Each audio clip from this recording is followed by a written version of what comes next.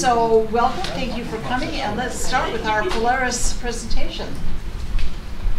Okay, well, thank you. We are looking forward to this presentation. I'm joined with the alternative schools directors, and here today I'm going to introduce them first. We have Blaine Edmond, who is our supervisor over the alternative schools. Then we have Lynn Garrett, that is the director over the schools working with Blaine. And then we have Hannah Figueredo, who is now the director of Polaris. One of the areas with Polaris that we're going to talk through briefly is one of the requirements of them being a CSI school. You can go to the next slide. Put a little slide together because last time we talked there was a quick question about the two different types of school supports. This one that we're going to talk about today is the comprehensive support for improvement, and it's categorized in two areas, but Polaris has met this qualification a number of years ago. It's adjusting as we go a little bit, so we're still learning. We're still trying to seek feedback from the state on some of the details with it. But you'll see in this presentation that they've really made some great progress with the graduation rate. Their qualification method is because of their graduation rate. But if we're looking at progress, you'll see here in just a second they present the status where they're currently at. What's exciting about the CSI model is there's also some of the extended supports there. There's also a little bit of money that goes into the program to help support them. And in the end, I know their goals and their work is to try to help support schools and provide the best opportunity for our kids that choose to attend Polaris. Just by note, the TSI, we do have a number of schools that are TSI. That's a totally different process. The TSI schools are the lowest performing schools, the lowest performing schools when they compare the bottom 5% of the schools in the state, and they do that by student groups. So for example, if we have a special ed group that underperforms in that school, they'll qualify for a TSI status, and that's not near as directed with all the bells and whistles of requirements for it, but we still work with those schools. They present a plan, they create a plan, and they work with our coherence map and 3 priorities to address those areas that they qualify for them. But the CSI schools, we are required to give our school board information about the CSI status and present to you our plan, and then see if there's any questions or feedback at the end as we share it with the state to address it. With that being said, we're going to come up here so we can see everybody. That's right. Okay, so this is the Polaris High School staff from last year. Just a quick background on Polaris. I'm not in this picture. I was at Lehigh the last couple of years. I was at Frontier Middle School 4 years before that, and then I was at Summit before that for 9 years, 6 as a teacher and 3 as a TAA. And now I'm at Polaris High, and I'm so excited. In fact, I went at the end of the year, walked into Polaris, and one of the students I had worked so much with at Frontier, I thought we were on the right track, but turns out she's at Polaris. And she came running up, and I had gotten married and gotten pregnant, and she's like, "What happened to you?" And I was like, "What happened to you?" Like, we're here together, so I'm happy to be back there to see that she can be taken care of and that there's a place to take care of kids that sometimes don't fit the model of all students. So I'm excited to be part of this. We have about 50 staff total. Just under half of those are FTE teachers, and then support staff that we have in a daycare for the young moms, which is fantastic.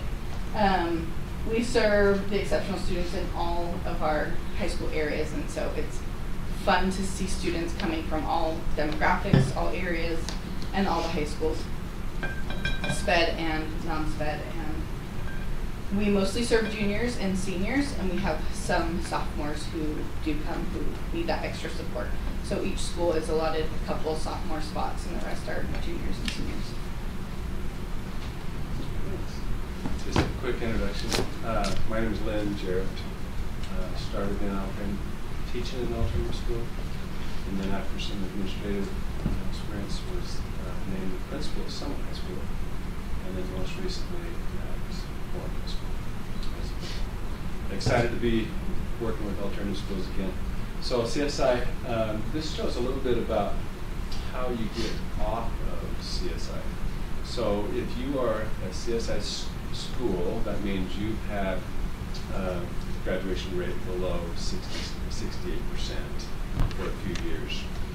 So to get off of CSI status, a school needs to, in a 5-year cohort, have 3 years, and they don't have to be consecutive, 3 years where you've had a graduation rate above 67%. So Polaris had, in the last cohort we just ended, 2 years above 67%. And then this new cohort that just began, we had another year above that, but they weren't in the same cohort. So we get to stay on and show for 2 more years that we can be above 68% graduation rate. And once we do that, then we'll be recommended to be off of that status. And the next slide shows a little bit of history of the graduation rate at Polaris High School for the last, it's like 7 years. So you can see down in the 50% range for several years, and then the last 3 years above the threshold that we need to get off of CSI status. And the current year, 78%, probably will go up. As you know, schools have until the end of September to raise that rate. And there are some students working on that over at Polaris now. So that will probably be a little higher than 78%. So that is the first year on this new cohort, and we just need to do that 2 more times, and we will be up to CSI status. And so Hannah's going to tell how we're going to do that.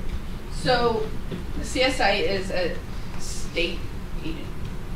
They're here to help us get back on track and give us money to do so. Meanwhile, we're part of Alpine School District, and that's the longevity of the program is in Alpine School District. So in order to improve CSI, we're really using what we're doing in the district for the school-based achievement priorities. So there are 3. One, the school-wide goal for Polaris is to increase graduation rate by 1%. The second goal is to help juniors get and or stay on track for graduation. So about 80% of the students who are referred to Polaris during their junior year come off track. So our goal is by the end of that year, whenever they're referred, is to be on track so that when they come senior year, they will be able to successfully get to graduation. The third goal is that our students are connected to adults in the building, that 80% of kids feel like they have an adult that they can connect to. A few of the ways that we're doing this with our processes and routines is daily homeroom. So our students have a space where they go. Roots, which is respect self and others, own your actions, obstacles are opportunities, think forward and stay kind. So that's the lessons, the skills and dispositions that we're focused on in that homeroom. And also sources of strength the counselors will be implementing this next year as a preventative suicide program to also do some lessons and activities with students in that homeroom. We have Titan tokens to reward good behavior and dispositions. We're improving parent and family relationships with school community council. And then as far as the academic, the schedule allows for students to earn credit. We have SST to make sure we're individualizing supports for different tiers of students who need that. SLAM packets are opportunities for students who've taken a course and failed to remediate using a Canvas course that their teachers have created so they can work with those teachers. They do eShore packets, and then summer school is also an option to do a mixture of these things. Hannah, I don't Yes. know what SST is. School success team. So Okay. yeah, so a counselor, an advocate, and an admin get together in our alphabets and kind of talk through where each student is. And the great thing about Polaris is about 200 students started the school year and 200 students ended the school year, and we served 314. So there's fluctuating students coming and going, and so those students are divided up, and we have conversations about where they're at specifically. And that includes 30 or so that graduated early throughout the year. So they come not only behind, but often they can get ahead and sometimes graduate early, which is a great thing for those students. So combining these two things, just so that you're clear, because I've gotten clear in the last 11 days on what's going on with Polaris.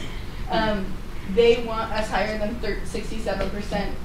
We want to work on our school priorities, increase by 1%, the connection. So where they overlap, the two goals that we're working on that feel like we're in the same space, working in the same area, is we're going to help juniors get and stay on track, and then use UTREX for better accounting for graduation numbers. That's one of the things that they're going to help us write that goal. So those are the two goals with CSI that we're doing without moving away from what we're doing with school priorities. And as of today, in the last 11 years, Polaris has graduated 1,113 students. So that's awesome. That's all we got. Anybody have any? I mean, I'll open up questions and then they can answer them. So. I think one of the things that every time I see that statistic, and we did this last year and it was just over 1,000, we had over 100 graduate, is just every one of those students that went to Polaris went there for a reason and was not going to graduate if they had stayed where they were. So there's 1,100 plus students over the last 11 years that we have been able to provide a high school graduation and all of the opportunities that come with that, which is just a great thing to consider. The impact that that just has far-reaching across our whole community. Can you remind me, how many total students do we have in Polaris? So there was about 200 last year. Oh, yeah, who you just started, said that. and 200 You're served gonna- 314. Okay, right. Yeah. Right now there's 151, I think, returning, and then there will be, there's a list that will start at the beginning of the year too. So that number will go up for the first year. I know that as a board, one of the things we're called on to do is to sign off when a student leaves Alpine School District, not as a graduate. I haven't signed any of those recently, but anyway, that's to me that's one of the saddest things that a board member has to do, is when you say we gave it our best and we couldn't serve this student. So I just want to thank you for taking this on, both of you, and serving these students, because they are worth it. And the relationships that are developed in this setting are key to their success. So, Thank you. Or should I do? Well, I'm excited. I won't speak for Lynn. Yes, we will. Right? Okay. Any other questions we can help? Okay, thank you. Thank you. And keep up the good work. 78% sounds pretty impressive to me. Thank you. If we can do that 2 more years, that's great. It's a lot of That's kids. right. That's good. All right, next, Hanover survey. Yes, that is.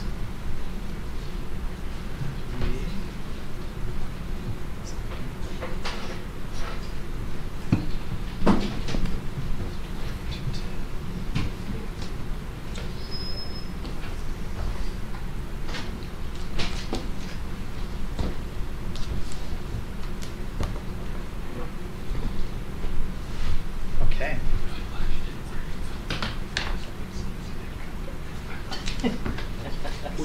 We're very excited to work with, of course, continue working with Blaine, but also working with Hannah and Lynn. Just the ideas they have, the expertise. We're excited to talk to them and see what they have to help with students. I love the slide I love the most is there's a couple pieces on that Polaris that I want to emphasize is the alignment of the coherence map is, even our alternative schools, there's a way to talk through the 3 priorities and to be able to address that to the needs they have. And oh, is this too close? I'm kind of in a projectile reading,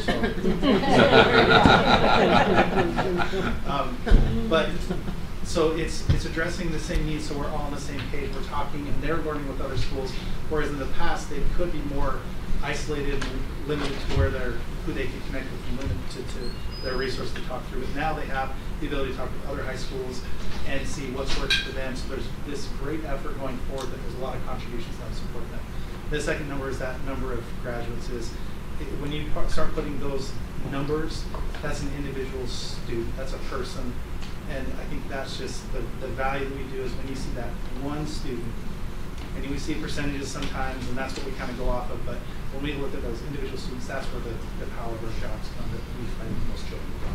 Okay, the Hanover Culture, Climate, and Connection Employee Survey. I sent this to you, but I'm going to go through some of the highlights. I'm not going to go through in great depth.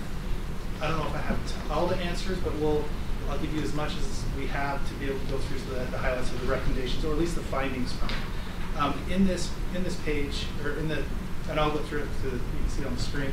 But one of the things that stood out this year, and I have a few thoughts, theories as why, but we have a number of fewer responses to this survey than we have in the past. So in 2018-19, when we first offered this survey, 4,200 people replied. Then it went up to 45, and then the high of the pandemic seems like a lot of people had lots of information to share, and so 5,100, and then it dropped pretty sharp last year, and then this year it dropped even more.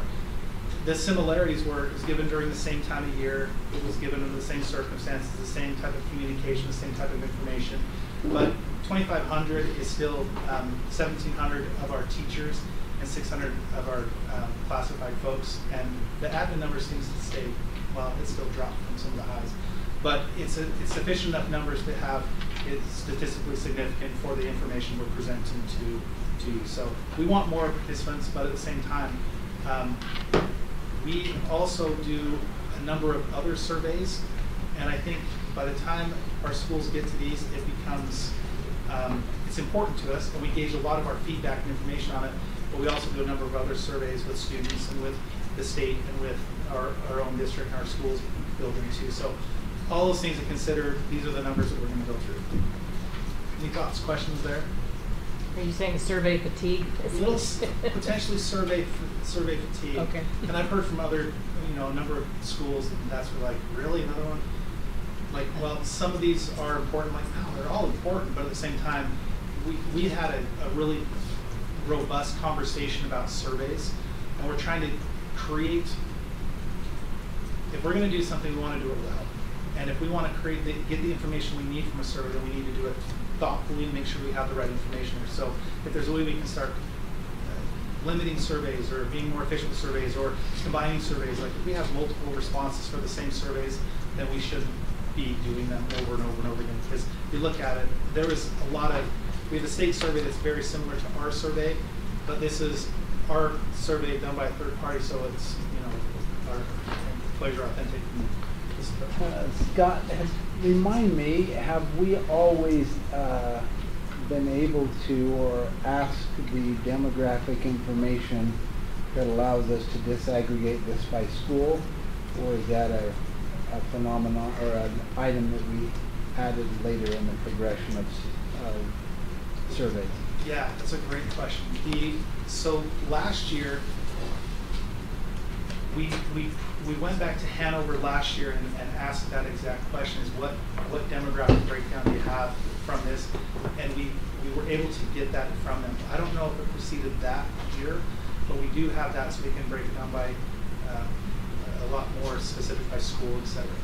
The reason I asked that, and I don't know that I'm remembering accurately, but I thought there was some discussion internally and with Hanover that the more specific demographic information we ask for, the more likely it is that end size will drop, because people, it's that perceived autonomy. Am I still going to have autonomy? If they can identify me by school and by position, are my responses going to be anonymous? Thank you, Shane. The superintendent hit on something I didn't mention. In 2021, I'm not aware of it being there in 2020-21, but they had a checkbox when you start the survey that says your information will be collected. What that meant was we cannot isolate by individual. It's pretty aggregate data down to schools about as far as we can go. But that question did scare off people, saying, I don't want to take this if you're going to be able to identify. I can't give an authentic, real response if I give that.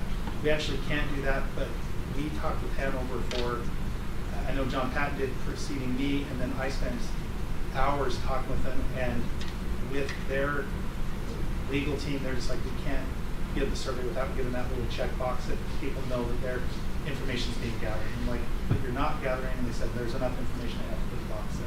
So you're right, that is probably a huge contributor to that. And I think when we saw the drop from 35 to 2,200, we thought, we associated that with the inclusion of this data will be collected and people saying, okay, my responses are not, even though they are, the perception is that they're not going to be anonymous in their response.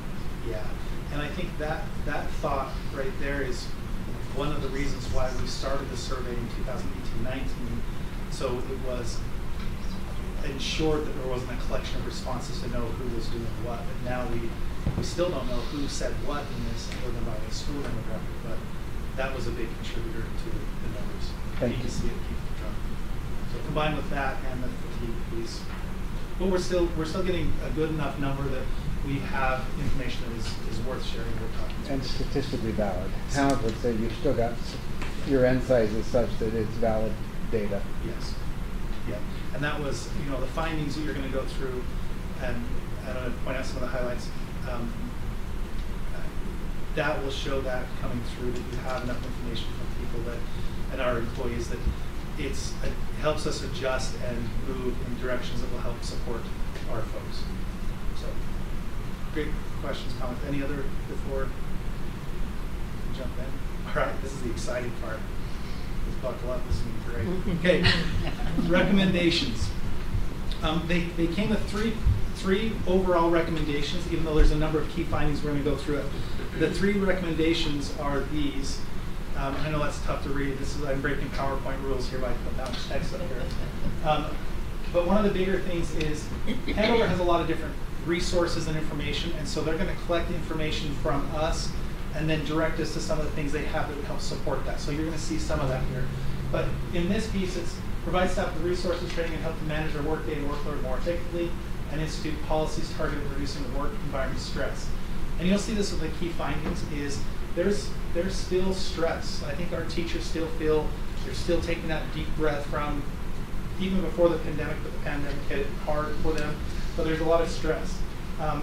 Here's the biggest piece of that is staff have positive feelings and impressions about their impact on student learning, their job, their ability to learn and grow as professionals, but they also are exhibiting symptoms of burnout and feeling overwhelmed.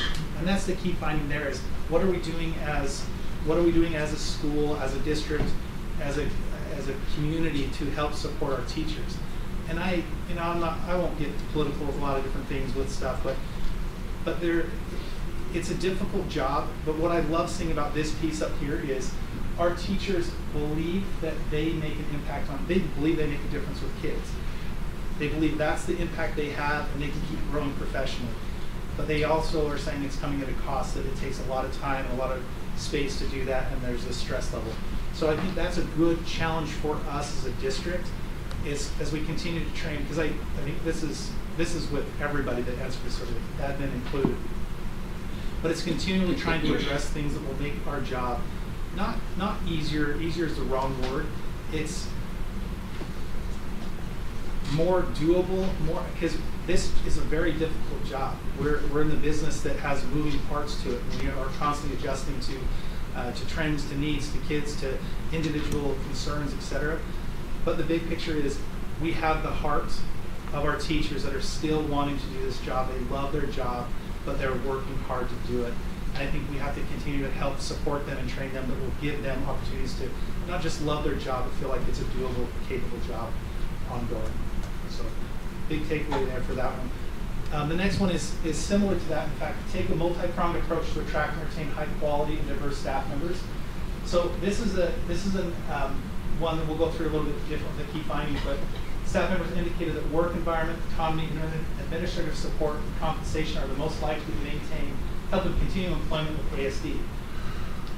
But there's also that feeling and need as we start collecting data and the numbers of our staff and who's working is to improve our ability to attract and retain staff. And I look at the work that Cammy and her team are doing. We're doing job fairs, and Elise is doing a great job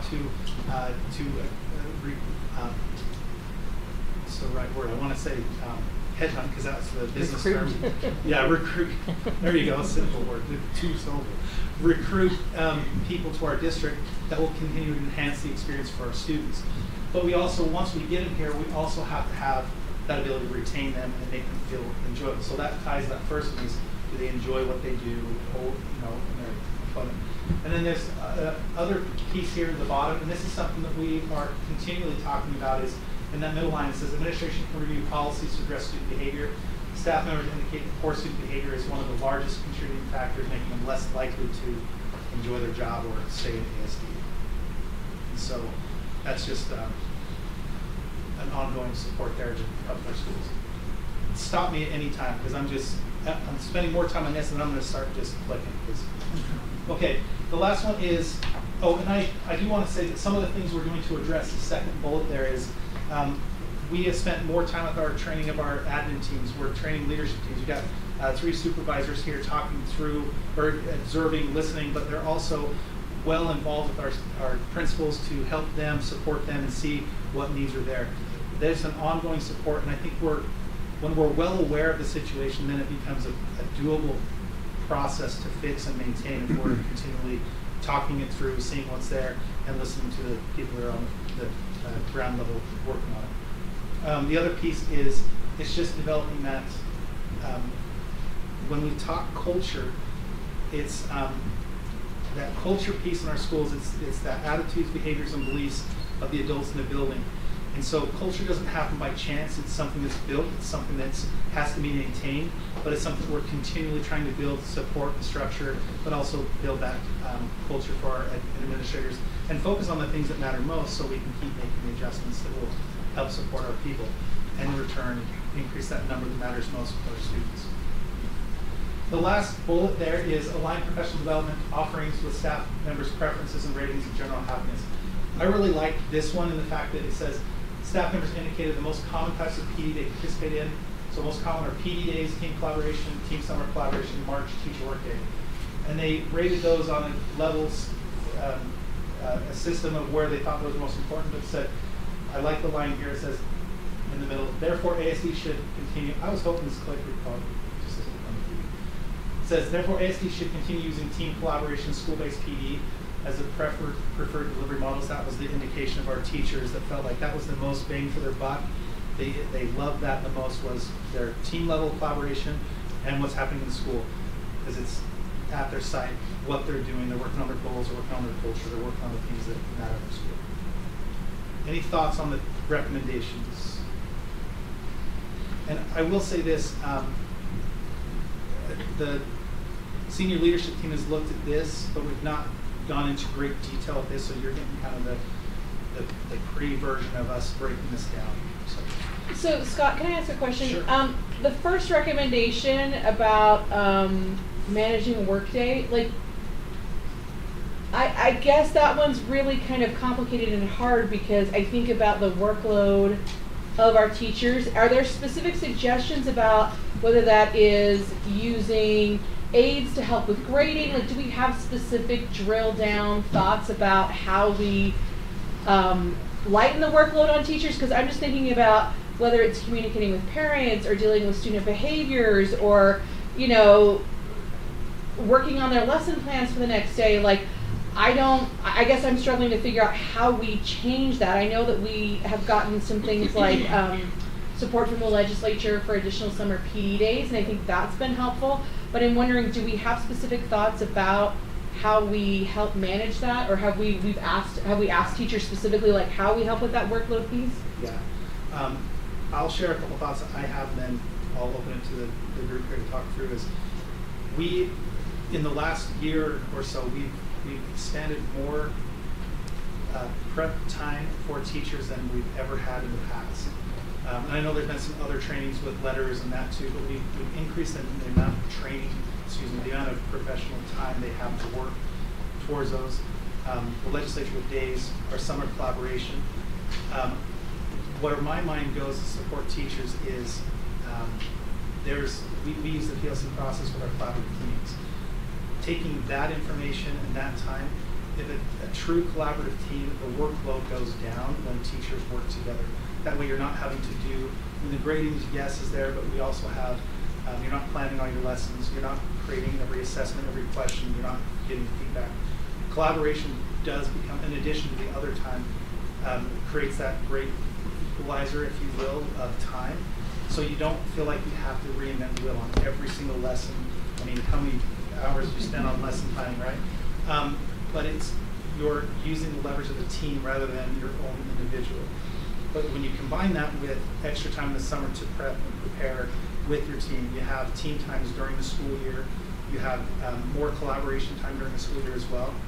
Leveraging that time to the effect that will help, I think, will be one of the greatest benefits for teachers. Some of the teachers that have benefited the most from that, or at least talked to her, they're the big believers in that. I think they see that and they're like, my workload actually goes down, but other areas it goes up. But you're taking the tasks on as a team when you're working together instead of just isolated. What else? What other items, Annalise? So support for teachers in addressing student behavior came as a conversation through negotiations this year. And so we're putting in place a collaboration between human resources, special education, and student services, utilizing some of the resources we have in special education. We have a phase training that goes through 4 levels. Those 4 levels are to address student behavior at a tier 1 setting. The other phase levels of 5, 6, and 7 are more for tier 2, tier 3.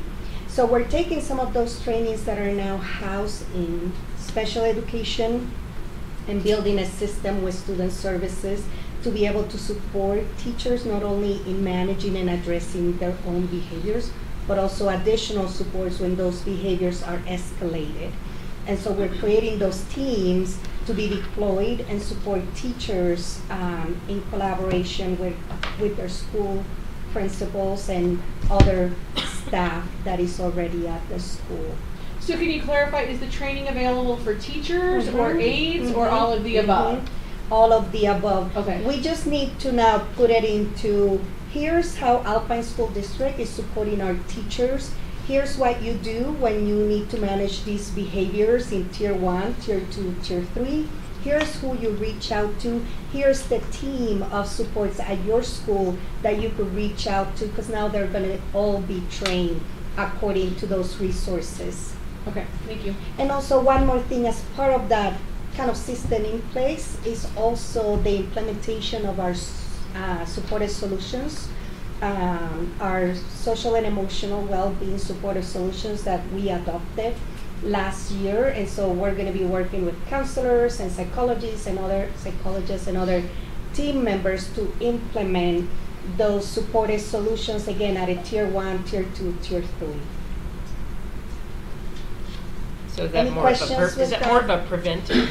Yes, Okay. so it's kind of a continuum of services and supports for prevention, intervention, and kind of post-evasion or reintegration to be ready to learn type of process that we're putting in place. Yeah, thank you, Annalise. Does that make There's- sense? Sorry. No, it's Yeah, okay. the other piece that was shared with me, Joel shared an article, is, well, and I don't want to create a limit here to say, well, it's good enough, because nothing's 100%. And so when we have a 20% need for, like, 20% of our teachers feel that way, that's significant enough that we need to start addressing and asking what it is. But I believe there's a lot of resource and help support that there's not just, being brushed under the rug. We are definitely involved, as you've heard just a couple of great things that Annalise shared. Nationally, though, we're ahead of the curve in how teachers feel, and that's the research that's out there. Is Alpine School District employees, even though we're not satisfied with it, we want to keep taking care of our employees, that resource is, or that feeling is much more negative and different, throughout the nation than it is in ASE. But that's not satisfactory to us. Board Member King, a couple things come to my mind just anecdotally that I think would support this. We've mentioned student behavior as a challenge for teachers. Student apathy or absenteeism is another one that we hear regularly when students aren't there. The work that a teacher now has to take on to reteach that, to follow up with that student to ensure their success. And then the influx of multi-language learners is another one I think that's has been a recent phenomenon. We've had pockets of the district that have needed to address that student need in the past. I think it's more widespread across our district. So those, I think, are three areas. Helping schools develop a robust attendance expectations, so teachers feel supported in that. The work that Annalise and her team are doing on behavior, and then support for multi-language learners as well. I think are three areas that we could provide additional resources, support, tools in a teacher's tool belt so they can address this. And I just want to add one big one, and that is the letters training is complete for the majority of our teachers. So I think just with that fact alone, we'll see some changes. And with the things already mentioned, as Joe mentioned, letters of completion, the results also, it's validated for our teachers, the success they're seeing. They're very, there's a big excitement going on. It's like, hey, this is what's possible. Now I can't wait for next year to keep getting better at it. So there's some good vibes, good feelings. So great question. No, I appreciate that. Thank you. Okay. Any other thoughts for the group? Did I get a time limit? What's next? Please do. Board of Governance. We had actually something else besides Board of Governors, so. Oh, you do? Okay. So about 10 minutes more? Is that Max. Yeah, 10 is Okay. good. All right. I'm gonna skip through this pretty quickly. Next pages, and again, these are going to be super quick. You have this to look through. We talked about work environment. I love that the next page is most respondents feel they are part of the decision-making process. That shows work process in our schools, our teams, our administrative teams involving teachers in the decision-making process. So 67% of respondents agree that leaders ask their opinion, but it goes back to 21% feel they don't. And so it's like, okay, we have some momentum going. Now what's next? How can we involve those people that don't feel like they're involved in the process? But I still feel like that's 67% is pretty good. When you're talking about schools, some of our schools are over 100 employees. That's a good number of people feeling like they have a say in their destiny and how the school works and operates. And that's how you build good culture, is you involve people in the process. We talked about staff members' positive impression about their impact on students, about diverse backgrounds. I'm going to get to a couple others that were key. This one, school provides adequate resources. So these are overall perceptions. So this is more just the numbers that are there, not the key numbers. But this one at the top, most respondents agree that their school provides opportunities for peer collaboration and support. 90%. Material resources and technology resources. That's in a world of declining resources and opportunities that way. To say that we have prioritized the ability to collaborate and have the resources teachers need. 90% feel like they are able to collaborate with each other. I don't know why that's not 100, because they all have 100. Everybody gets to do it, but anyway, 90% is pretty good. Does it break it down somewhere else to say, like, for those 87%, like what resources they would like to have that they don't? No, and not like that. I wish it had like a choose your own adventure list, but I do think I thought Could you work on that for next time? we could. It could be like, well, give us some suggestions then. But one of the things we do see with that is, while this number just says 9% of all respondents, it doesn't say which are they teachers, or are they certified, classified, or admin. And so if that's a big portion of our classified folks, they don't feel like they have the support, then that would bring the percentage down or up. But that's an overall pick. So even a percentage breakdown of what the different groups feel. I would love to know, because my guess is the higher numbers are more pairs and classified. Yeah, But I'd love to see. Because 90%. I think those numbers are in the bigger copy. They are.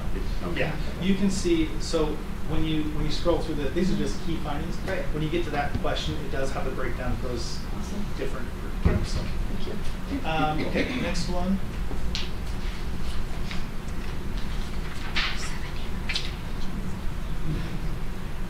this one was kind of cool. Staff, helpful to hear. Staff have positive relationships and interaction with students and other staff members and supervisors, and this trend is consistent across all years. So nearly all respondents have positive relationship with students. 99% of our employees feel like they have great relationships with the students. To me, that's so powerful to hear that. And then the next bullet there is staff generally feel supported in professional development, and you have some percentages there. There's a couple other findings, and I'm going to, next page. Again, this is all for your looking, but staff members perceive that administrators are more in tune with parents and students concerned than with staff members. This is something as we continue to talk about our leadership journey and help support our schools, is a higher proportion of response agree that administrators are in tune with parents, 88%, and students, 85%, concerns than our instructional staff, 77 to 75. So while that's still a good number, there's a quarter of our teachers that don't feel like they're in tune with the administration. And that goes across all levels, from classified, certified. But again, 25%. I had this is my own journey, but I had a survey that I sent out when I was a principal, and there was one question, and I don't remember what the question was, but there was one person that just said never, and I'm like, it really bothered me. And it really did as a principal. I'm like, never. That's really a strong statement. I never do that. And then I start thinking through that. I'm like, I can look at it two ways. One is I can look at it and say, oh, they just mad, and I, did something. They're angry with me. It's okay, and I can dismiss it. Or I can look at that one person that put never and say, okay, I have one person on the staff that feels this way about me and my leadership and how I'm doing things. I don't know who it is. I sure wish I did, because I'd thought the conversation, fair conversation. But not knowing, it helped me say, then I need to make sure that I am more of this to everybody. And I think it helped me be a better leader. And this is the same thing with this, is if we feel like 75% of our teachers feel like they're not connecting with admin, that's a leadership strategy that we can help how we're building culture and capacity with our leaders. Okay, a couple others I want to make sure we get to. The survey, I think it's 77 pages. So, let's see.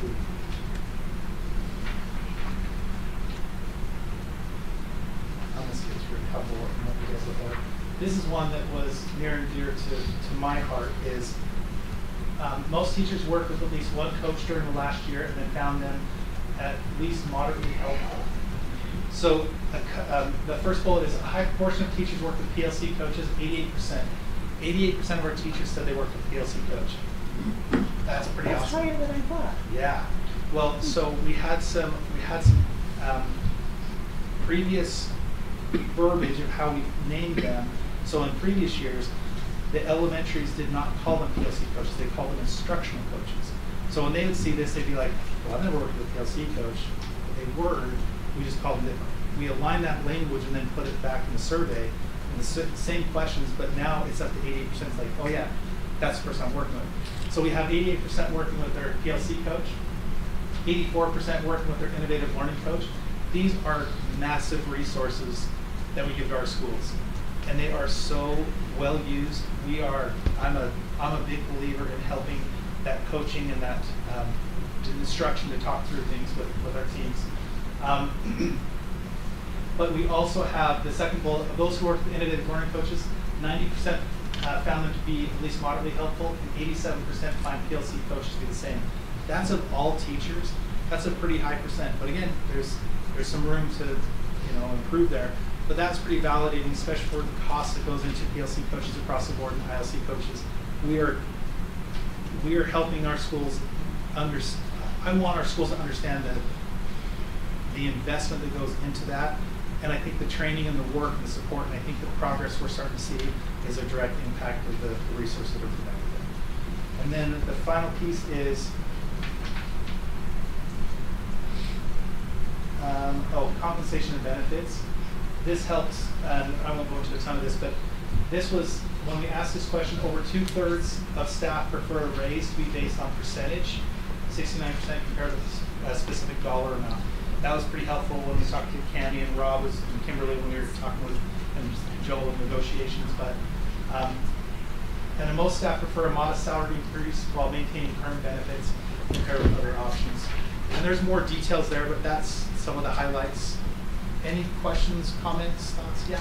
Is there anything that talks about teachers' attitude towards having paras, like proper support, that kind of support, as opposed to a compensation increase? Oh, as far as an option in there? I don't know how you would word that, but I think that's kind of that fourth option as support page FTEs. 67. Oh, yeah. Yeah. So they rank the last.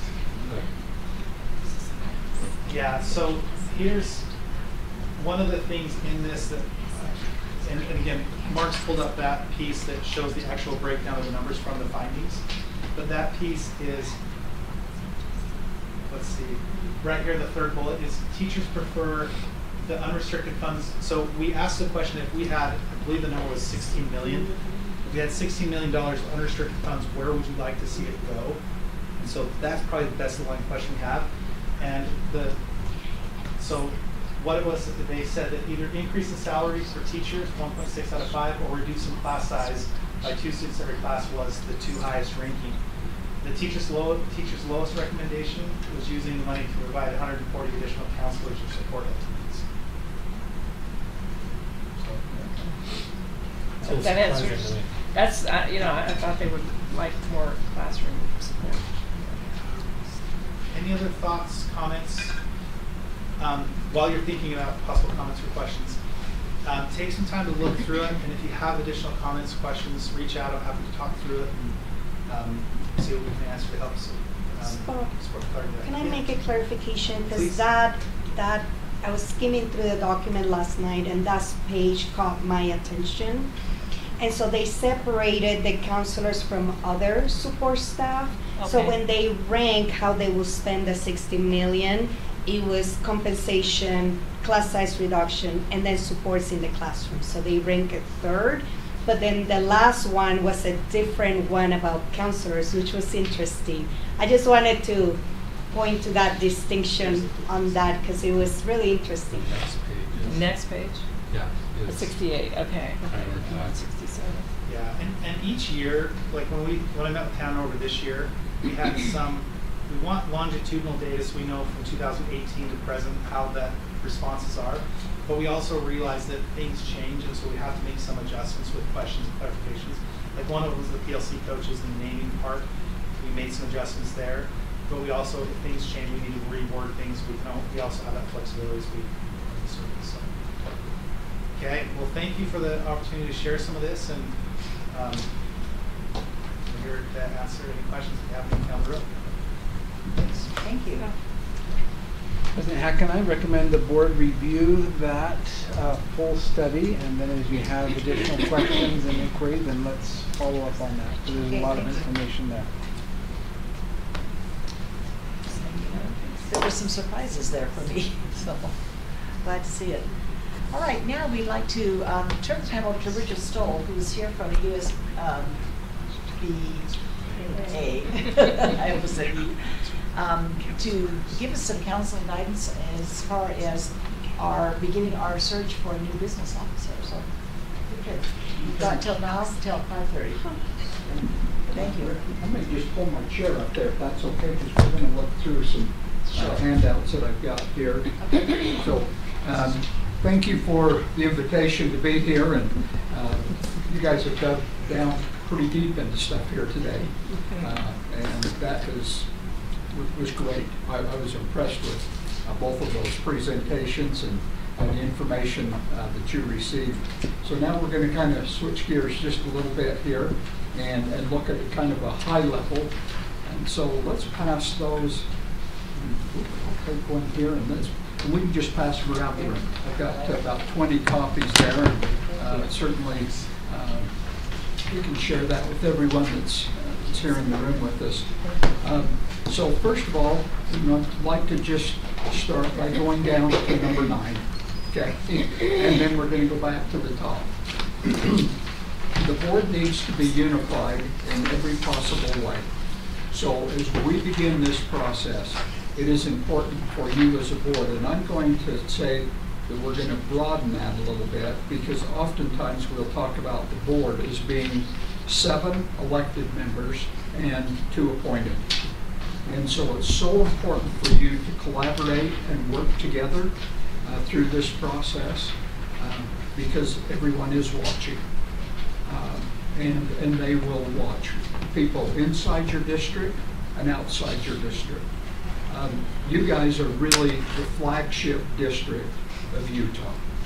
There's no doubt about it. And so people are going to watch even closer to what you do, because then I will always hear people say, well, over in Alpine, you let them do this, or over in Alpine, they were able to do that. And so everybody is looking at you. I think even, internally, there can be some things if we don't dot all the i's and cross all the t's. I think some people will even say, well, the board didn't do that, or the board did do that. And so it can be to our benefit. And so it's so important that the 9 of you collaborate together and work together through this process, because there's a role for everybody in here, and it's going to take everyone. You have a monumental task to find somebody that's not going to replace Rob, because that's not going to happen, but to find somebody to sit in that chair downstairs is going to be a huge task. And so everyone working together, we can make it happen. So anyhow, if you'll kind of keep that in mind, I think that's a good place for us to start. Now, let's go back up to the top, and I'm going to say that this is probably the most important decision that this board will make. Now, you guys made a really important decision when you appointed Dr. Farnsworth, and he's there in that position. So now, to me, the next most important decision you will make is hiring the business administrator, because of the role that they play in your district, the critical assignments that they have in your district, and how you have that set up. This will be a very critical decision and have an impact for a long time in this school district. So I would say, you need to elevate it right up to the top of making those decisions. And you've got lots of important decisions that you make every time you come here. I realize that. But they can be easier, those decisions, when you have the kind of people like the superintendent, business administrator, that help and assist in that process. And you know how important all of that is. And I'm not telling you anything you don't know. But let's go to the next item, a review of the code. Okay, so the Utah code, pretty simple. It just says that a Board of Education shall appoint a business administrator. And then there's a few other items too. It's pretty simple. You have a lot of latitude as a board. And most all other decisions, you feel like you're just being, micromanaged by the legislature and by, every outside type of organization you can think of. But here is one time where the legislature has kind of stayed out of it and has given you a lot of latitude in saying that you shall appoint. Okay, so it's you as a board. And that's where we look at this with the business administrator. This is your hire, okay, with the business administrator, because you're the ones who make that appointment. Okay? So it's always nice to have that bit of information when questions might come up, when people ask or inquire. This thing is clear. There's not any question about it, of how that works. So that's your authority and your assignment, and now your responsibility to begin that process. So what we do as part of this executive search, it's a service of USBA, so there's no cost to you as a school district. The only cost that there is whatever there might be as far as putting together a brochure, distributing it. There's some other expenses, and those are minimal. We're talking something less than $1,500 for all of that. So anyhow, so the cost doesn't amount to a whole lot for us. So we want to do what we need to do there. And I can tell you, Kimberly's sitting down on that other end down there with that big smile that she always has. And I can tell you, and she was a great resource to us. Remember that when we did the superintendent search. She was there, put together the brochure for us, and was a great help and assisted you as a board in many ways. And so, I would suggest that we follow that same pattern and having her involved and to what extent that she did for us in that last search, because that seemed to have worked pretty well. So anyhow, now, and I'm going down through these items pretty quick because I want to get to some where you're going to be involved in the conversation. Okay, so number 4, how many applicants will we get? And that is a great question. In your school district, I think that you obviously will have a number of internal candidates, would be my guess. I think that, Rob has done a great job of shepherding a number of these people, and so I would suspect we would have a number of internal candidates. And based upon where you sit here, as a school district, geographically, I would suspect that we would probably have a number of other school districts. Because you're kind of right here in the center of the state, you're right on the freeway. I think it will be really attractive to, business administrators or other people from school districts who would apply. And then I think that you would also have a number of people from the community that may be interested in applying. From time to time, we have had other administrators, principals, etc., that have applied for a business administrator position. And I can give you an example, and I will in just a moment, real quickly, that just happened most recently of that. So anyhow, how many will we get? We don't know. And I would hate to even venture any kind of a guess and say this is what we would have. But I don't think that we will know until we begin the process. But there'll certainly be a lot of interest. Let me put it that way. There will be a lot of interest, I think, in the position. Again, because of what I had said earlier about you being this flagship. I think people will say, I want to be a part of that. I think what you just had an opportunity to hear about the Hanover survey and a lot of the satisfaction that's in your district. Man, you've got a lot of people that like to work here. And I know that, and I hear that. So anyhow, I think that we'll see a whole lot of applicants anyhow. At least we hope we get one, and I think we'll get a lot more, but we'll just need at least one. Okay, number 5. Sometimes people will say, are you going to screen the applicants when they come in? Are you going to sort them out and go, well, these, they don't meet the qualifications? And no, we don't screen any applicants. The process that we have is that we will bring to you all of the applicants. And then we can talk about that process of how you narrow it down. But we're not going to do any screening of applicants.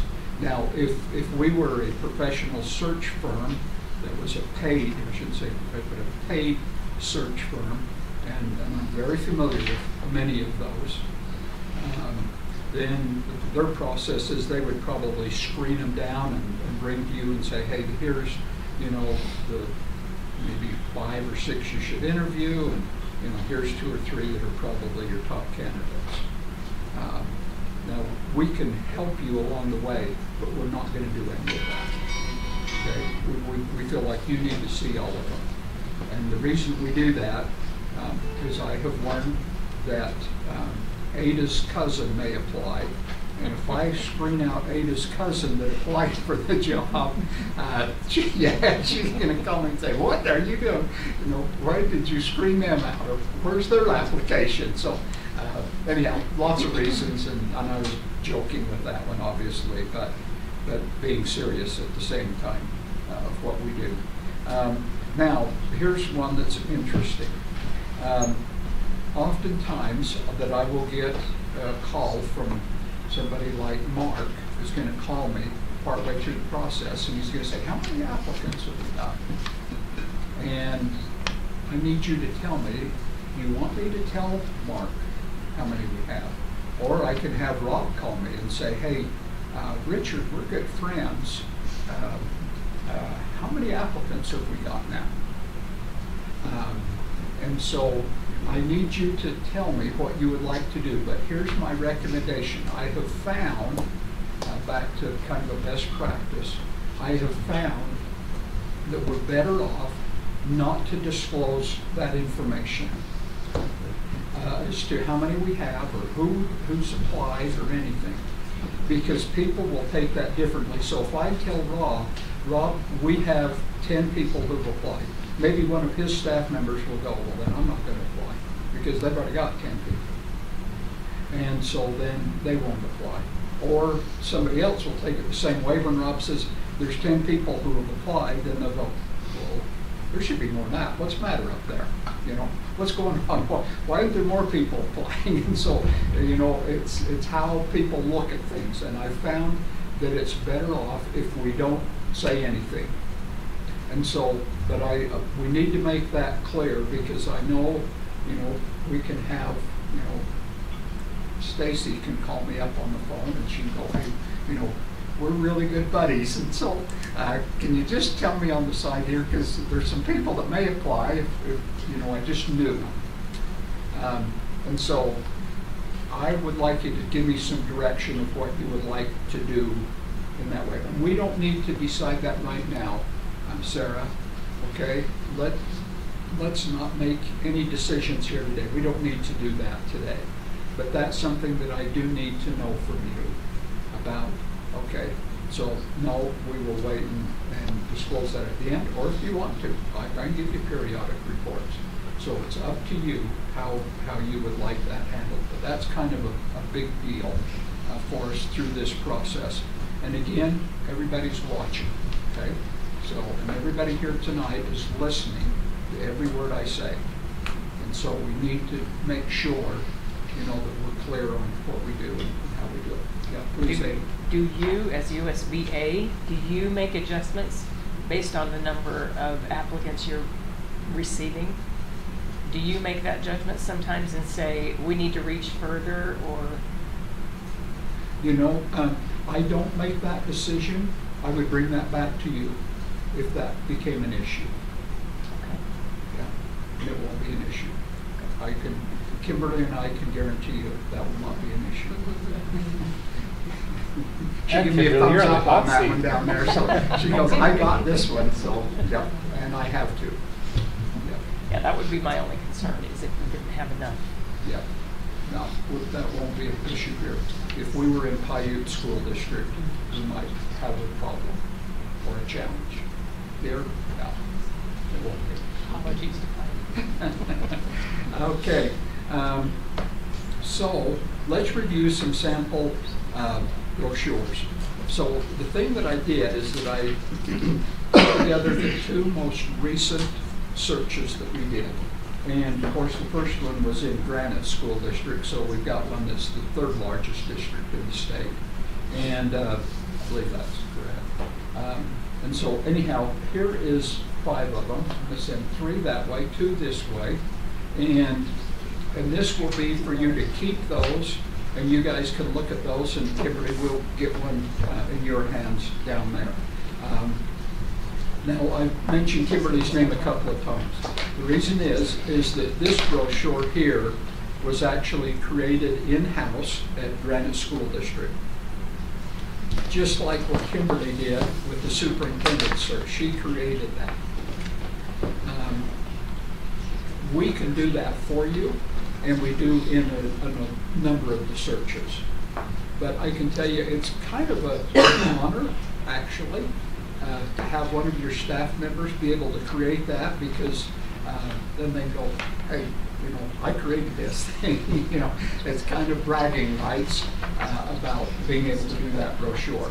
And probably pin it up on your board or in your office or something, because it is a big deal, because this thing's gets circulated far and wide.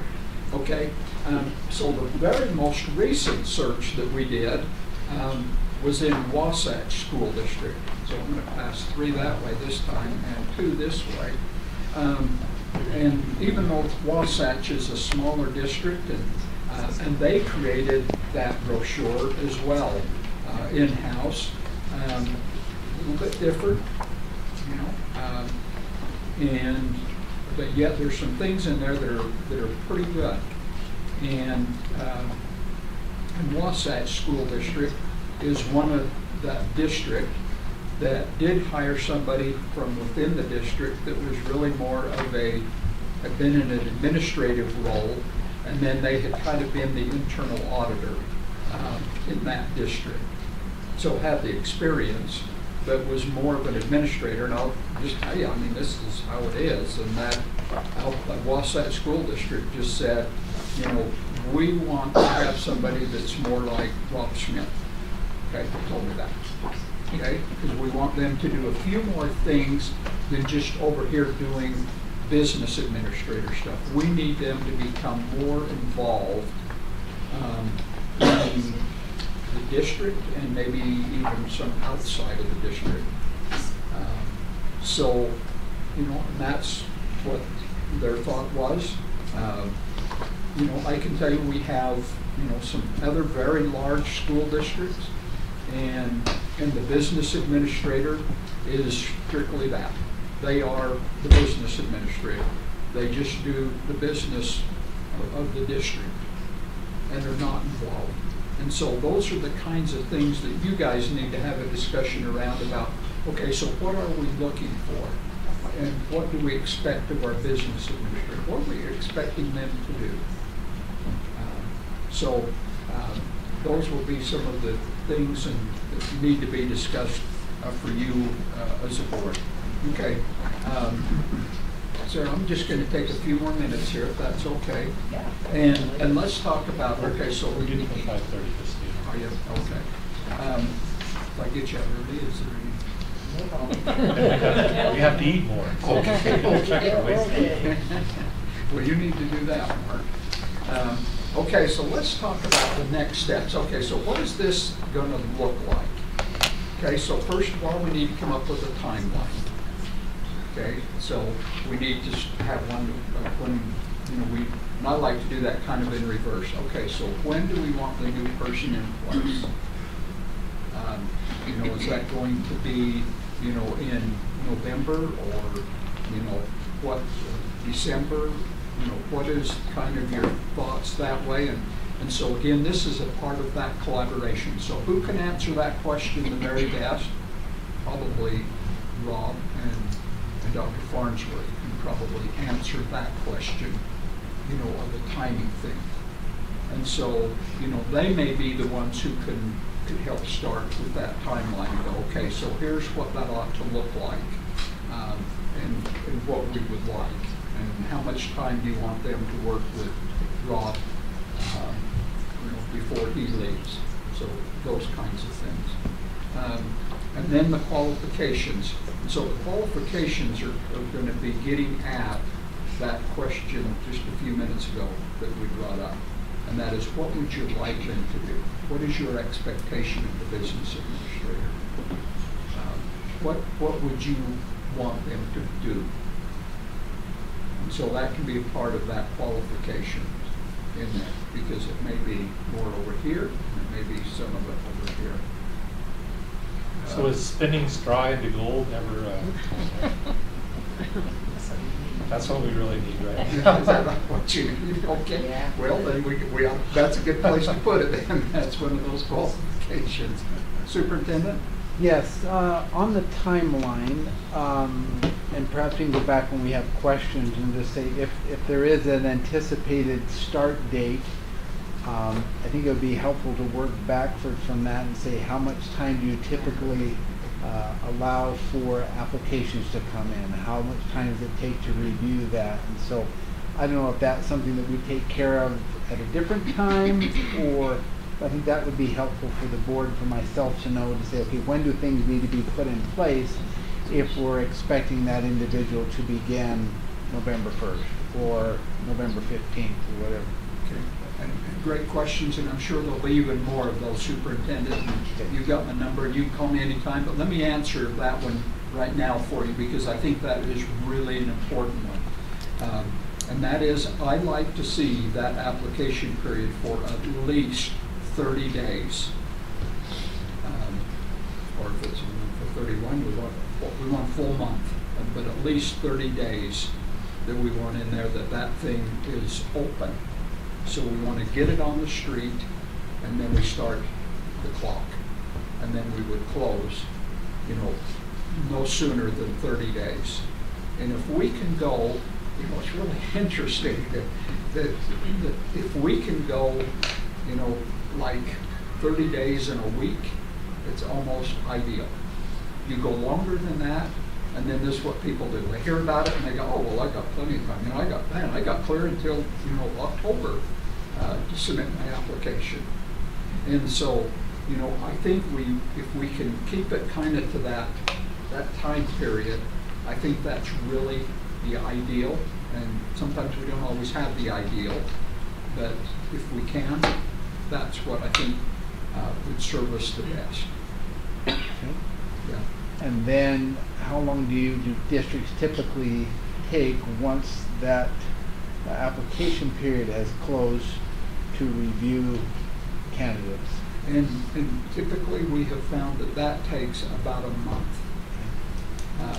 By the time that you can schedule some meetings with these folks and we can get them together, and then that whole process, we want to have, again, a minimum of a month there. And if we could have, a month and a couple of weeks, even better. Turnaround time from when it closes to when you get the board the applications, how much time do you need? Typically there is 3 or 4 days, maybe, just depending on how and what you want me to do, and we can talk a little bit more about that part of it. And that month to 6 week process of screening, interviewing, that's from when they first get the applicants to final interview and determination. Yeah, and making a decision. Okay. Yeah, that works really well. Now, the thing that we did go ahead, Kimberly. I was just going to say, I pulled up our last couple of timelines that we've done for our last couple of superintendents. It's a September 8th start, Shane, that goes into the final determination and announcement to October 27th. So that's about the window that we've typically done.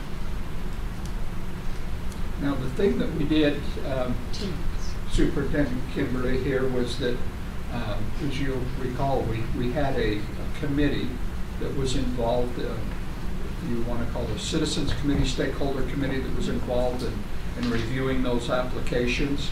That there was a lot of work done there, and it took some time to be able to get all of that organized and the people here, and then to go through that process.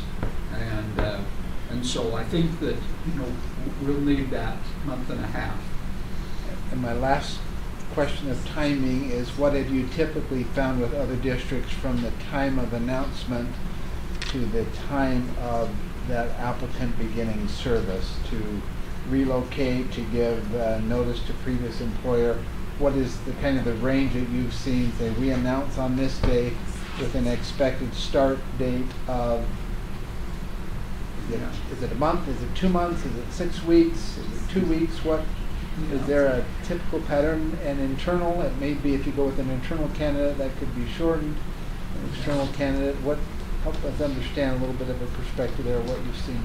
Okay. You've had some really good questions. It's almost like he's been thinking about it. That's why he's the superintendent. I'm just going back to number one. This will probably be the most important decision this board makes. It's interesting, Superintendent, because that's another 30 days. I think that's the ideal again. Now, we don't always have the ideal, but if we had 30 days there, I think that would be great. So this is at a minimum of 90, from the time that the application hits the street to time of service is a minimum of a 90-day period, somewhere between 90 days to 120. Yeah, so that's why your board president over here wanted me to come tonight. And asked me to come a long time ago because of that. And again, number 9. Remember number 9 down there, okay? Everybody's watching. And we want to make sure we've got plenty of time. So we don't want Kimberly to feel like she's scrunched to get that brochure put together, or to get that review committee put together, or for you to, that you've got to hurry and make a decision and put you into a meat grinder here. We need you to have the time that you feel that you want to take to be able to make that critical decision. So. I have a couple of questions, and maybe other people do too. Is now a good time to ask those? Yeah, let's do. We've got just a couple more that we need to go over, but what you're going to ask is probably even more important than what I have there, and maybe they'll even cover those, Sarah. I'm trying to remember, how many people did we have on the stakeholder committee that kind of reviewed and ranked all Board of them? members each submitted names. How many total And then did we board have? leadership. So 7, or I can't remember how many people. We were in excess of 20. It is. I remember that. It was probably 30. That's the number I remember. Is it Somewhere 30 between people? 20 and 30 is the number I remember. we would be in that range. That's So the same when I was hired. There's a lot of people. Okay. Yeah. And then, if this is appropriate to ask, Rob, when is your retirement date? Backwards. January 10 is the date on the form. Okay. Very flexible. Is that a pencil that we can change that? or- Yeah, that's the I mean, we had talked about possibly a November, having the new applicant here serving sometime in November, so that there's 3 to 4 weeks of Crossover. training, crossover. Yeah, that was our next question, is how much time do you need to train or help the person It depends. acclimatize? If it's me, you need at least 2 years. There are pros and cons to an extended training, and again, I would defer to the board and superintendent as to what you think is appropriate. So Shane, you were indicating 3 or 4 weeks ago?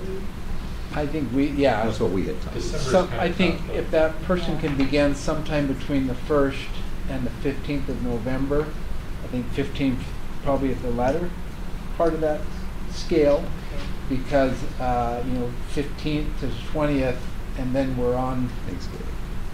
Christmas. We've got Thanksgiving break in there. We've got Christmas holiday in there, break, and then Rob has some vacation days that may be taken during that time. So That's what we it's talked consistent with what we talked about. So. So again, that just validates the idea, they need to be a part of the process. They need to be here collaborating with you on doing things as we go along, which will be most helpful. Okay, should we go back to some questions? That was my question. Is there any other questions that you have right now, so we can, while we're on pause here, that you'd like to ask? Because if not, then we'll just move on. Okay, let's just move on. And then, I mean, some of these things are simple, but then we need to create the announcement, the digital and the hard copy, like what we did before, because we need both. We want to be able to have the digital copy for us to be able to list on websites, etc. And then the application form. We'll need to have a digital version of the application form in a fillable file, so that we can put that on our website, we can put that on all these other websites. So we'll need that. So that assignment will need to be made. So somebody needs to be assigned that, and maybe it's somebody in HR that takes that and they already have it and can get that to us. And then we're down to the stakeholder committee. We've kind of already touched on that just a little bit. But again, that will be a decision for you as a board, as to, first of all, do we have a stakeholder committee that's going to review the applications? And then secondly, how large is that? And maybe then who makes that up as far as those that are on there. Because that may look a little different than it did when we did the superintendent search. Because you may want people that are more technical to be a part of that. So that will be an interesting discussion for you to have there. And then the interviews, and the superintendent has already touched on that there, just a little bit of the timeline of doing those interviews in that period of time there. And I think that we want to, again, have enough time that we can have, probably 2 rounds of interviews. I found to kind of, again, be the ideal. Some of the things we've learned is really helpful. The top 3. Yeah, something along that line that you would have. And so that will be, and I think that, there could be some people, that maybe that if they were outside of the district here, that we need to make sure we do our due diligence here and we get that checked out. And that's something as USBA that we will do that for you, of that due diligence under your direction of how that's handled. And just look to you as to the direction that we want to go. So we'll work really closely with you. So you're talking about background check? Yeah, and so then we'll want to talk about what that looks like. And again, the superintendent will be, most helpful to us, along that line. And what we do and how far and deep we might want to dig on somebody doing that background checks. And then the last item is the appointment of the new business administrator. And so in that timeline, superintendent, Rob's looking over here at his paper, and so we don't want him to listen to this part of it. But I think the thing I would do is I would plan kind of an open house reception, retirement thing for Rob in there. And you've got those holidays. We've got, Thanksgiving, and we've got Christmas. And so we're going to need to figure out what that would look like there. I'll bring the card. He is very excited to be recognized publicly. I'll bet he asked me if I would mention that tonight. So I mentioned it. We're not going to tell him what it is, or he won't come. Okay, I think we've kind of covered, the waterfront here, so to speak, and so, and I want to make sure I get you out a little bit early, so that you can have plenty of time to have those back before you get into board meeting. But any questions that you have, let me just say, here's probably what would be the very best, Sarah, if I could make a recommendation or not a recommendation, just a suggestion to you. If you would funnel those to the superintendent, I think that would be most helpful. Because otherwise, if I get questions from all of you, and I'm happy to field them, but it's even more valuable if the superintendent knows, what the question is that Julie has.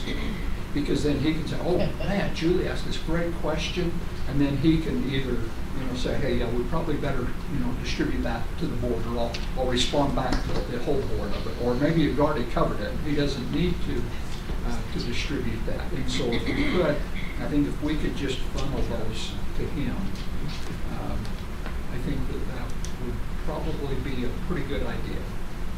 So, however you'd like to do it. I'm not here to tell you to do anything. I'm here to offer suggestions and help, and I'll give you ideas. But you guys clearly are the ones who are in the steering wheel.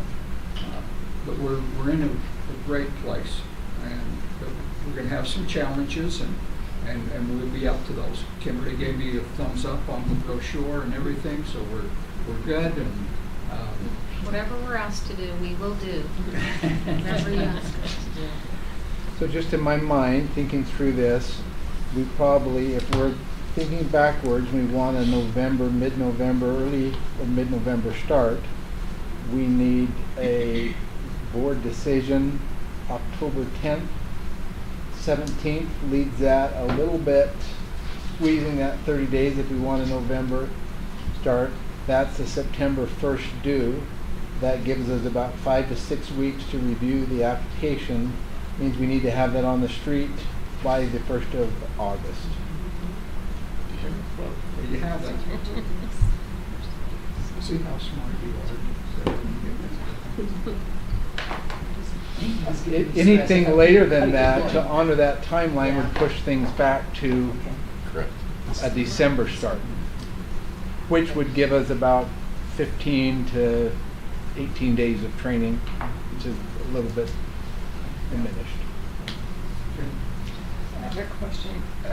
As far as your experience goes, and maybe this is a Rob question, is being a business administrator in Utah different from being a business administrator in other states? Yeah. Yes. Yep. Yeah, no doubt. Financing formulas and law requirements are very different state by state. I have a book downstairs if you want to dig into it. It has all of the 50 states. You can look at some of the differences, but it's very different. Now, who authored the Utah chapter again? Is it Dr. Brian Bowles. So, you thinking it might be And- well to have, or a consideration of someone, if someone applies in-state versus out-of-state? that Yeah, would be I more just want to know training. what the leap of knowledge would be from an out-of-state perspective to an in-state. Yeah, it would be, there would be a big leap there. I can tell you, we had a person who actually applied in a neighboring school district to yours from out of state, and they were a very, very sharp individual as far as their understanding of school law and school finance, of how it works. But things are very unique in Utah. And so it's not that that person couldn't have learned it, but the learning curve would be so steep. But, it's not to say, that they couldn't, that they couldn't learn it. I have some people say, well, accounting's accounting. And so, they could learn it, but anyhow, I think that the important thing, Ada, is that we say, we just encourage anybody that's interested to apply. And we may find, this 5-star recruit that's somewhere else and they are interested in coming here. And great. Or we'll just have to stay another year to train. So we'll just extend that learning period of time or tutorial time, whatever it might be there for 6 more months or a year. Is what that might end up Out of being. state, they'll have the basics, they'll have good, strong financial knowledge, but they won't understand Utah specific and some of the nuances here in Utah. But it has been done. Their school districts have hired outside of the state business officials. I'm thinking of one from Oregon that was hired by Salt Lake years ago. It's been done a few times in Utah. But the number of people who have experience in a district this size is pretty limited. Very few. Well, it'll be none since we're the largest. So it'll be none. Okay. Okay, and now it is 5:30. All right. Thank you very much for the questions and the discussion, and I'm more than happy to come back anytime that you would like me, if we need to reconvene, talk about any part of it, that we feel like, okay, we're at a point where we ought to get together. And I'm just happy to come anytime, so. And those brochures are for you to keep. Make sure, please make sure that Kimberly gets a I've seen them copy of those down. Yeah, just, yes. I don't need it, so. Julie, I need one of each. I You don't have one of either? Do you I have stole either? the ones that I should Both. have. Ada, can I have Yes. both? Copy of both.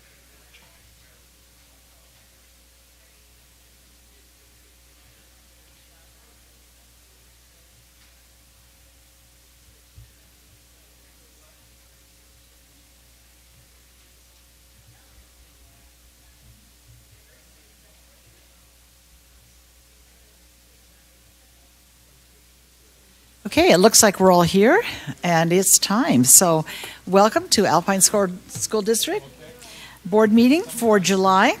We will start with the Pledge of Allegiance by Joel Perkins, followed by an inspirational thought or reflection by Jim Young. So, Joel, come on up. Please stand and join me in the Pledge of Allegiance. I pledge allegiance to the flag of the United States of America and to the republic for which it stands, one nation under God, indivisible, with liberty and justice for all.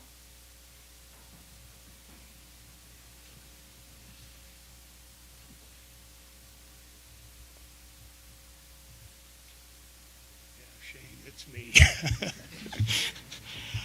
me. Everyone remembers his education, remembers the teachers, not the methods that they taught, the techniques, the teachers, the heart of the educational system.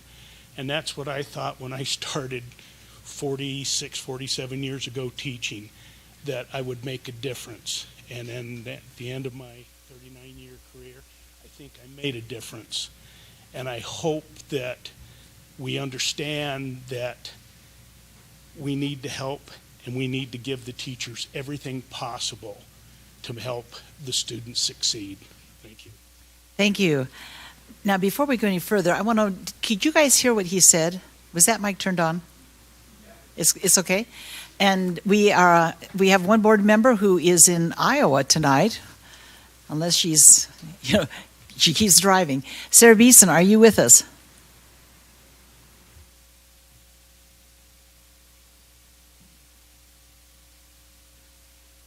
Okay, Sarah, can you hear us? No service in Iowa.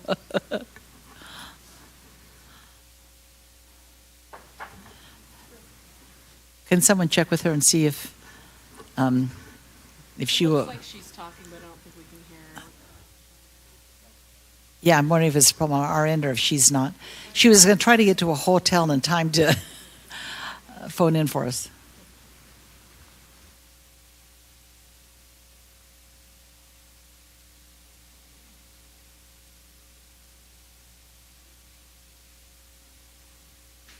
Okay, she's listening. All right.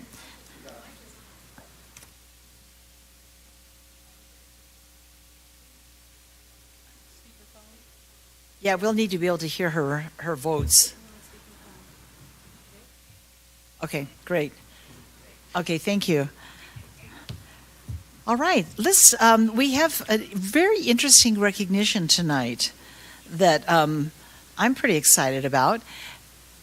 When you guys were little, did you ever sing that song, "The Wheels on the Bus Go Round and Round"? Yes? Did you ever wonder who the technicians were in back of the buses that made those wheels go round and round? Well, what you probably don't know is that there's a bus mechanics competition every year that takes place during their annual conference.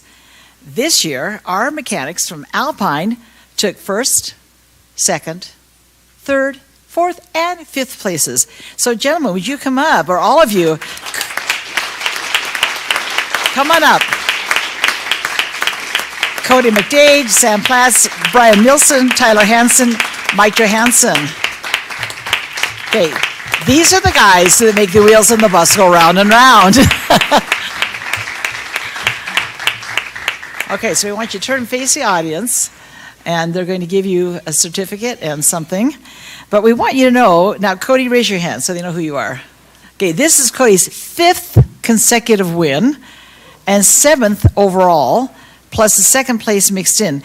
This is the 4th time that Alpine has swept the competition. This is absolutely remarkable, and it shows the quality of the mechanics in our department. The kids can't get to school without those buses, and these guys are instrumental. They're absolutely critical. So we are very proud of them and very happy to have them here with us tonight. So one more round of applause for our mechanics. Okay.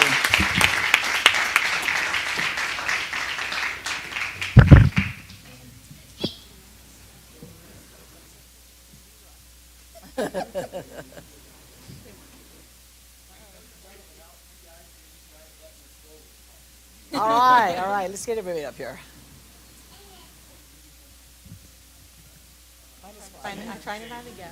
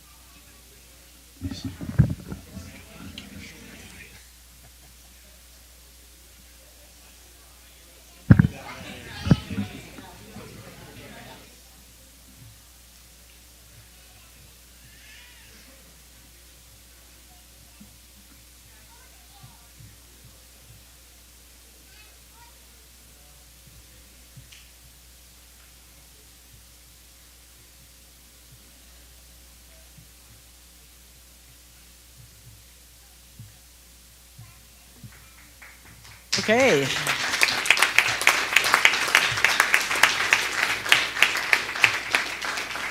Yeah, I have heard a rumor that these guys can fix pretty much anything. Is that right? Yeah, they're very talented, so thank you. All right, next is community comments. We have 2 people signed up. We'd like to remind people that, let's see, we've got a sign-up sheet, we've got so on, that please introduce your name. You'll be given 3 minutes to speak, and that the board does not engage in discussion during public comment. We may arrange for a staff member to communicate with you later.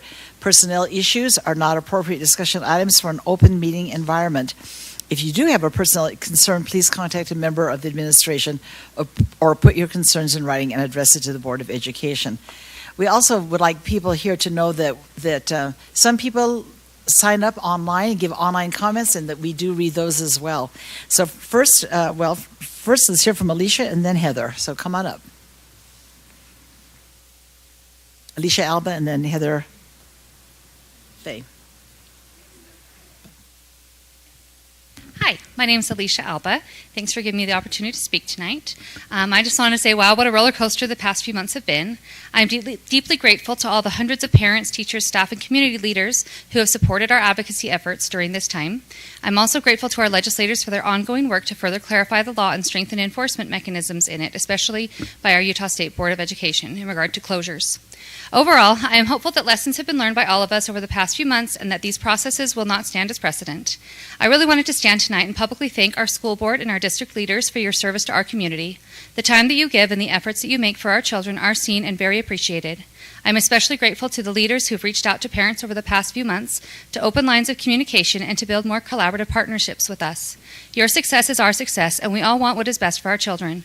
I hope that you can see that everything that our group of parents has done over the past few months has been with our district's best interests at heart. We want to work with you in a positive and productive manner. I'm hopeful tonight that with the current processes for the potential closures of Linden, Lehigh, and Windsor, that they will conclude this evening and that we can all make a fresh start and move forward together. While districts do have the prerogative to close schools and change boundaries, they also do have a duty to communicate transparently with stakeholders and to partner with us, especially when such weighty issues are considered. I trust that if our Alpine School District decides in the future to pursue closures for any schools, that they will follow proper processes, involve stakeholders from the very beginning, consider each school's unique needs individually, and provide adequate time and opportunity for public input before any decisions are made. I also trust that decisions will be made in a timely fashion to ensure that communities have adequate time to successfully prepare for smooth transitions. I hope that Alpine School District will make communication and transparency a priority as they partner with us in providing quality education to all of our children. Thanks again for your time. All right, Heather.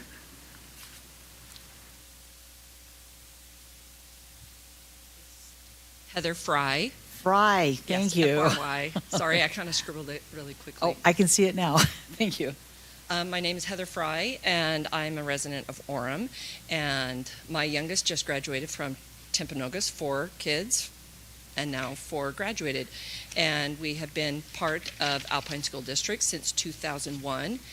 And overall, it's been a really great ride, and we've learned a lot.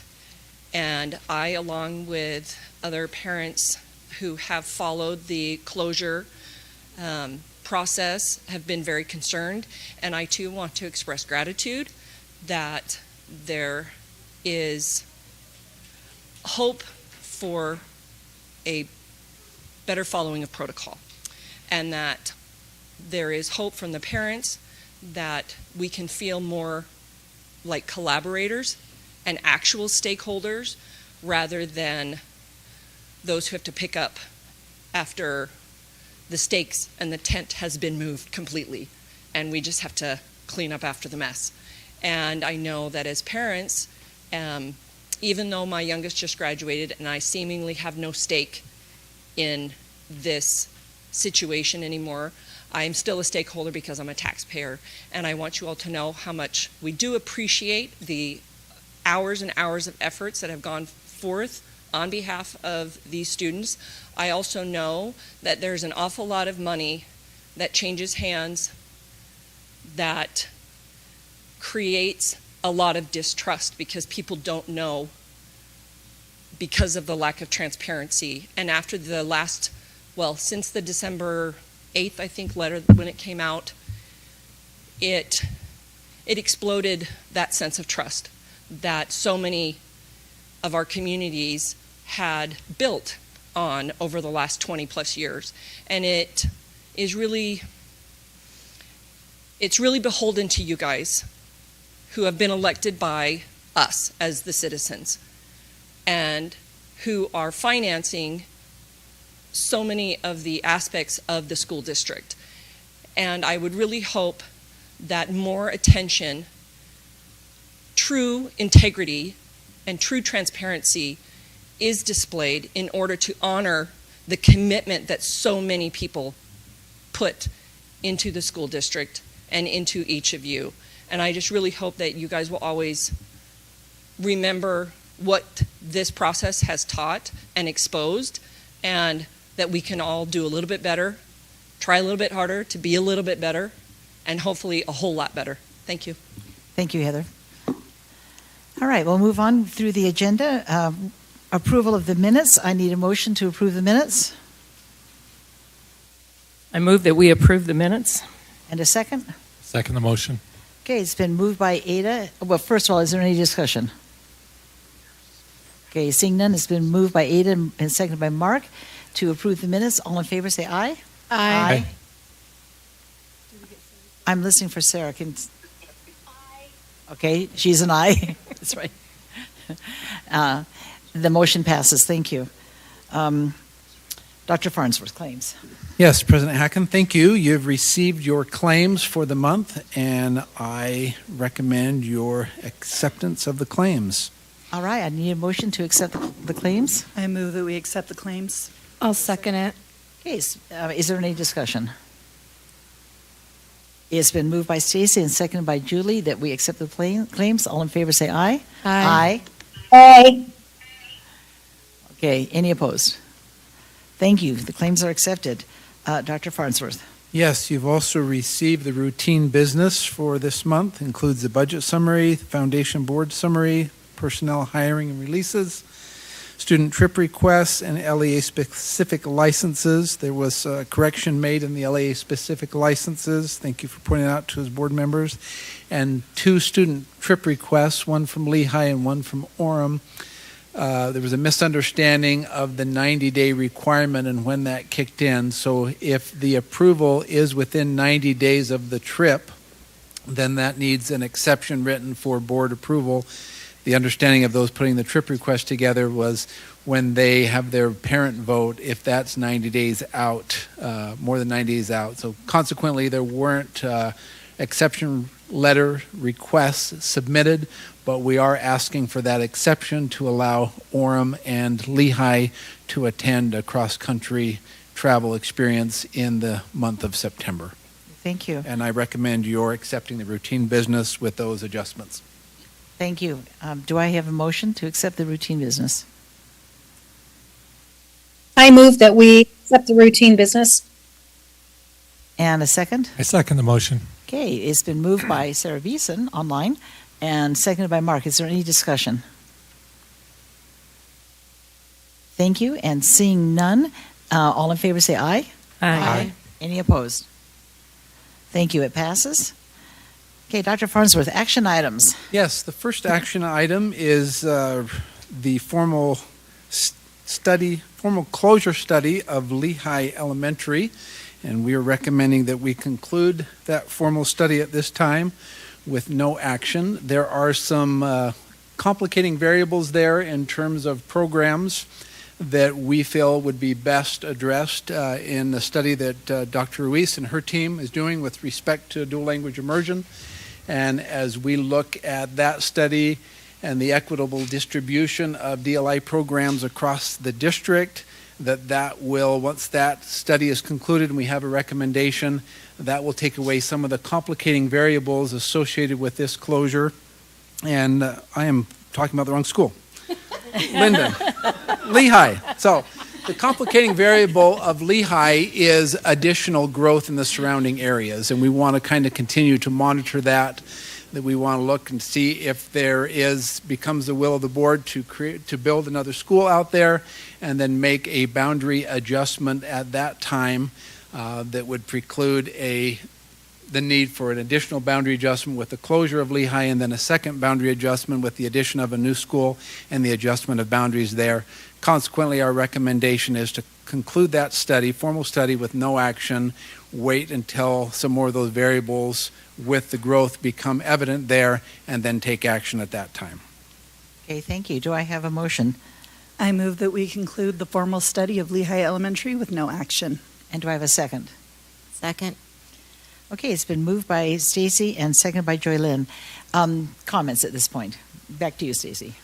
Just everything Dr. Farnsworth said, I believe that this can be easily resolved when we build the Cold Springs school. Since this affects thousands of our students across multiple schools, I think doing it all at once is the best way to address everyone's needs. Okay, other comments, board members? Okay. I have studied this issue. I think we all have studied this issue, and agree with Stacy that there are so many variables here, and that the best thing for these students at this time is to wait until we can resolve the growth in Cold Springs and so on. So with that in mind, all in favor of concluding the formal study, the formal closure study of Lehigh Elementary with no action, say aye. Aye. Any Aye. opposed? Thank you, Sarah. Any opposed? Okay, that passes. All right, Dr. Farnsworth. Yeah, it's just a point of clarification. How long were you going to let me talk about the wrong school before? Okay, thank you for that support. So the next item is the conclusion, to conclude the formal closure study of Linden Elementary with no action. As I started to mention, with respect to Lehigh, which I meant Linden, just the gifted and talented program, the dual language immersion program at a neighboring school. As we went through this process of formal study, we surfaced some of those additional variables that are a challenge. We didn't find those with Valley View and Sharon. Consequently, we recommended moving forward and taking action on those. But with Linden Elementary, we believe, as we go through that study led by Dr. Reese and her team, and make some recommendations with respect to programs, we will be in a better position to act upon the possible closure of Linden Elementary. Some of the variables that led to that study in terms of the building condition, other challenges still exist and need to be addressed. We just do not feel that it's the right time right now to take action on that. So our recommendation is to conclude that formal study of closure with no action. Okay, do I have a motion? I move that we conclude the formal closure study of Linden Elementary with no action. And do I have a second? Second. Okay, it's been moved by Mark and seconded by Ada. Discussion, over to you, Mark, first. Sure. I appreciate all the work that people have done in considering other options and looking at this.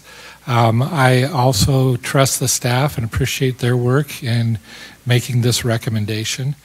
I feel that I particularly appreciate the will of the board to be deliberate and to vet ideas before they come forward. I think that a couple of questions that have come up among board members is, well, if we close the study by taking no action, will there ever be the will to open this again? And obviously we are looking at lots of schools that have needs, and we want to be able to make boundary adjustments that will help the students and their student achievement. And I think that I see that there is, if there's reasons to open in the future, that certainly will be an option. If we did do that, it would not necessarily take more staff time, because really all that we're required to do is to hold a public hearing.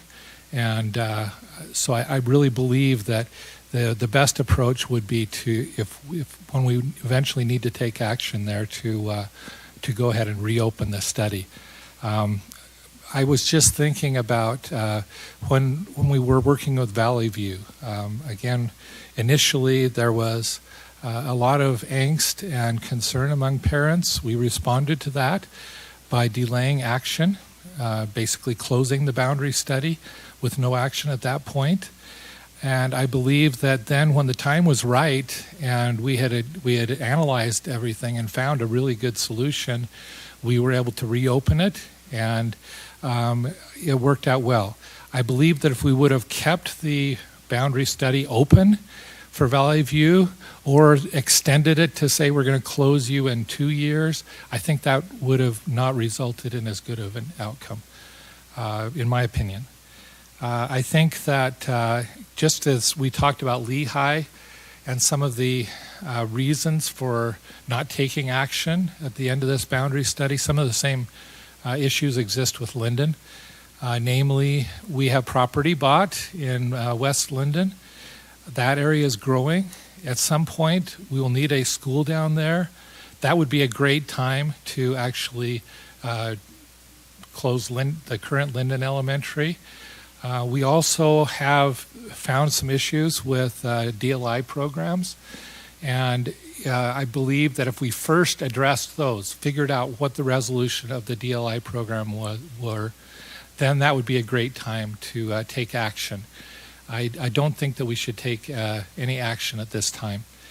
A couple of other things that I think are important for both of these closure studies or boundary studies for Linden and Windsor is that we have a number of issues that the district will be addressing in the next year or so that I believe will require a lot of energy from staff.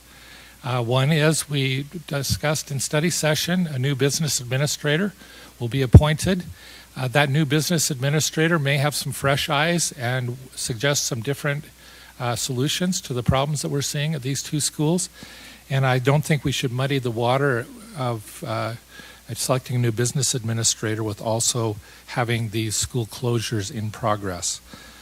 We also have a new communications director that will be appointed, that will be an integral part of making this happen, and I believe that that will be would be good to wait until that is finished before we move forward on this closure. A couple of things to notice. If we were to, for example, put off closing these schools till the 25-26 year, for example, that would mean we would, according to the timeline that we've discussed with legislatures, that we would be wanting to notify parents around the September 24 time frame if we were going to do that. And that would be very difficult if we're looking at a different district reconfiguration vote in November of that year. So I think that as a board, we need to be deliberate in taking action. And I think that we have the item on the agenda to close the Linden Elementary with no action, and I think we should support that. Thank you. Other comments?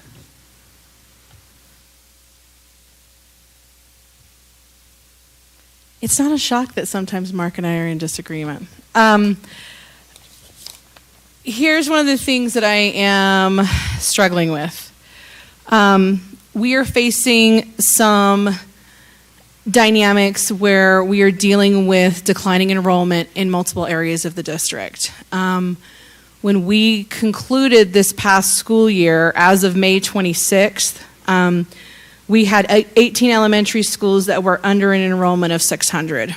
We have and I think sometimes there's an assumption that this is a one city issue, and it's not. Those 18 schools are in 7 municipalities throughout ASD. So we have some significant issues to address with those declining enrollments. I know that this is a situation that we're dealing with in Alpine School District, but also other districts across the state are struggling with this as well. There is never a good time to close a school, period.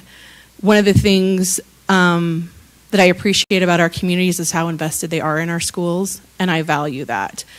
That also means that when we have to make hard decisions like closures,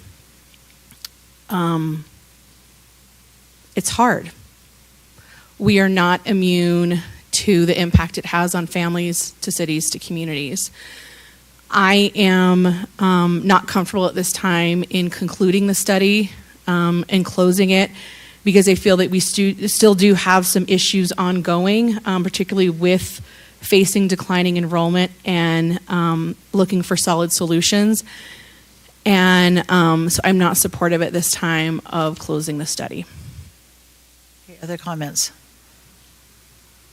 I am also not supportive. I feel that from before my time on the board has done, and up until this point, the board has done everything that our public has asked. So whether that was waiting on pursuing the bond, making every possible, I think our business services team has done incredible work trying to cut things where they can. I mean, I don't know that everybody understands how lean of a budget we run on. For this particular school, I am uncomfortable with voting for this because there is not a current plan for where Linden will go. And we have newer, safer buildings that we can move our students and our employees into now. So I am uncomfortable without a plan and would like to do everything we can to keep them safe. Thank you. Other comments? I think Mark has explained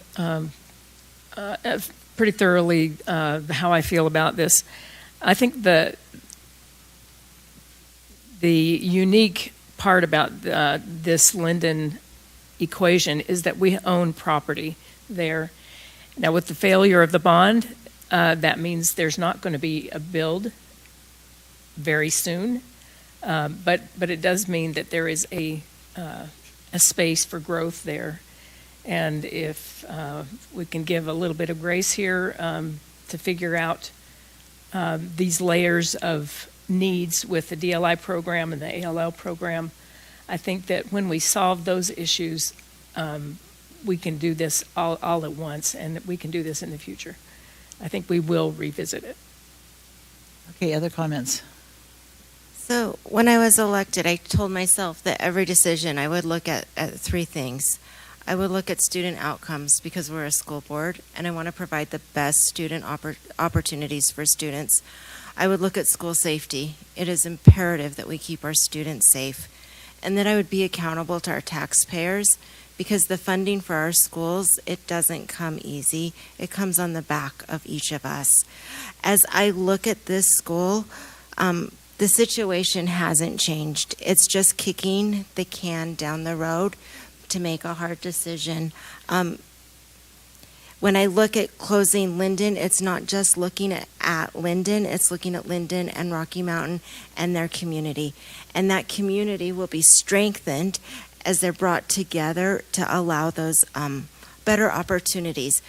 Julie mentioned 600 students. For those of you that aren't aware, that's kind of the sweet spot. I actually think it's probably closer to 700, where a school funds itself. That means that the WPU that the legislators give us for each student goes to that school and funds that school. When we drop below that, significantly below that, when we're in the 500 range, that means that we're taking money from other students to solve students there. We're taking money from other needs to stabilize that school. I've heard a lot of complaints that if I look at just Linden, well, they're okay, their enrollment's healthy. But when I look at the community It is not. And so when I look at the community as a whole, I have to go back to student outcomes and opportunities, to that safety. Those buildings are not just magically, seismically safe if we pronounce them that. I wish that was. I would pronounce all of the buildings in this district that way. But where I have seats less than 1.5 miles for students,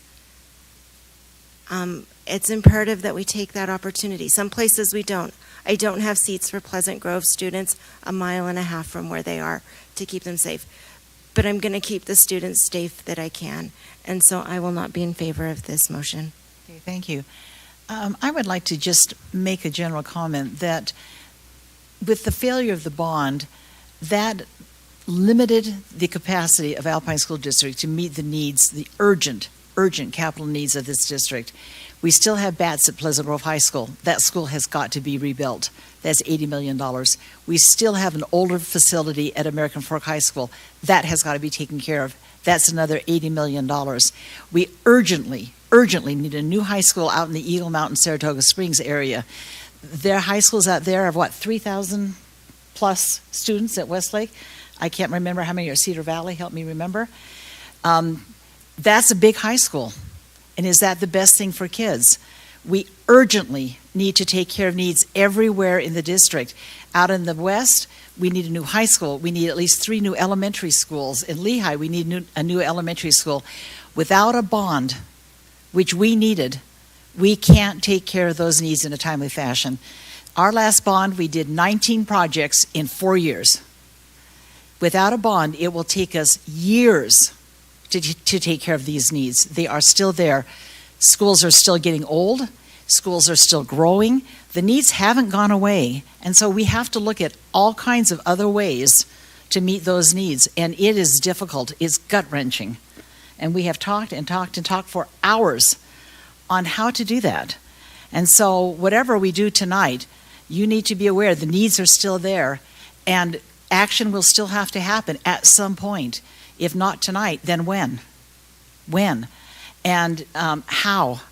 So I just want you to know that this is not an easy decision. And whatever decision is made, we're not done. We're not done. And that we have to look as a board. We are responsible to represent our areas, but we are responsible for the entire district. And we need to look at needs everywhere. We have 7 communities with schools that are dropping below that sweet spot. And so 2, 3, 4, 5 years down the road, what do we need to do for them?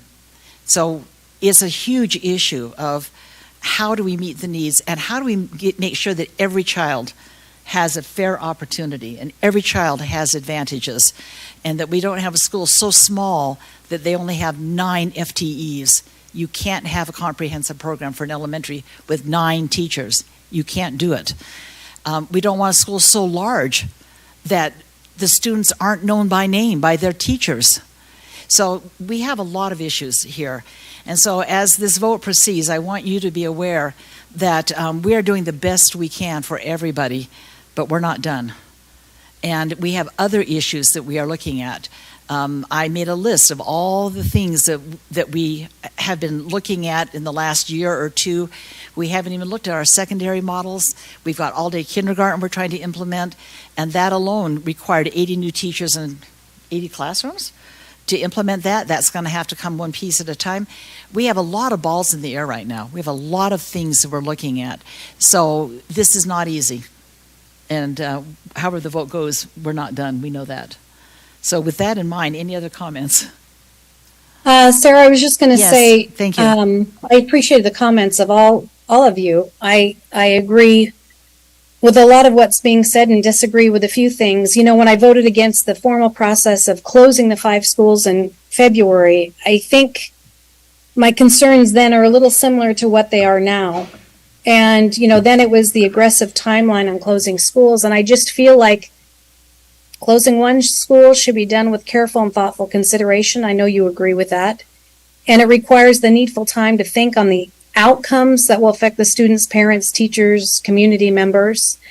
And I think with giving time for appropriate studies being done with ALL, DLI, And also, I'm anxious to see what's going to be happening in November of 24 next year if we talk about a reconfiguration, to see where we are with that. I understand, again, and I've said this before, I understand the FEMA studies, I understand, seismic issues, and I've read through that report. And I agree that the board has a moral duty and obligation to keep our schools safe. And I think we can address those safety issues and just, pausing a little bit more and being more, educated on everything that needs to happen, because once those schools close, they close for good. And I think one of my biggest concerns has been the heavy lift for our staff. I worry about that a little bit. Also, the community support and involvement was such a heavy decision. And how we go about the process is a concern to me. And so tonight I feel that it's important that we close this formal study, and maybe it will be a revisit, but to have a lot of competing initiatives with, new staff that will come on board, a possible reconfiguration. I think it's good to go with staff's recommendation this evening. Okay, thank you, Sarah. Any other comments? Can I just make one more comment? Absolutely. I think, you made a couple of comments I think were good. Do we have a plan moving forward? And I think the plan to build another elementary down by the freeway and to do the closure of Linden Elementary at that time is as strong of a plan as the plan we have for Lehigh. It's the same plan. It may be a few years off before that occurs. I think the other plan that I think is very strong is to do a study on DLI programs. And I think that, for example, if the DLI study recommended moving students from Rocky Mountain to another school, then it would be an easy decision to reconfigure the boundaries for Linden Elementary, because there would be room for them in Rocky Mountain. I think that there are several things in play that we could, when those things happen, we could open a new boundary study, and then it would be, we would have a lot of community support in making those changes. Go ahead, Jarlene.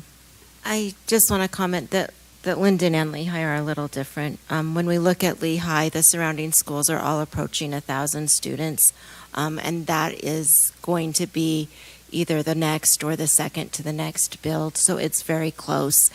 For Linden, I most likely will be representing 3 to 4 schools over 1,000 next year, so that's going to put Linden down quite a ways. We're looking 5, 10, maybe even 16, 17 years out before the numbers approach putting that as a priority rebuild. So I don't support kicking the can that far down the road. Can I make one more comment? So I, being involved with USBA, I get the opportunity to meet with school districts throughout the country. And I know that they have different funding formulas. But in terms of where the sweet spot is, there are many states that have, their goal is to have an elementary school of about 300 students. That's where they see the best student achievement. And I know that that is going to be difficult in Utah, where we don't have as much per pupil funding. But I think it's erroneous to say that the best student outcomes occur in a school. I mean, our goal is around 800, because I think that school districts around the nation get really good student outcomes in smaller schools too. I would love to comment on that as a parent who had children in a smaller school with lovely class size, like 17 kids in a first grade. I paid like 7 times the taxes that we pay here. So I don't feel that that is a fair comparison. We're not even close to the national average. I would be thrilled if we were close to the national average. But until we even approach that, we can't consider that because it's completely unrealistic. So I think we need to really consider what our reality is with the funding and we can only spend money once. So it is really hard to be in a space when you have multiple schools at or over 1,000 to try. I, as a board member, could not support a new school there before we address the large growth in the other areas. Just for the public information, Rob, would you like to remind us where in the nation Utah runs or sits with our WPU? Well, it depends on which study you want to look at, but we're at the bottom. I believe 49th for this past year, which is that there's a lag in data.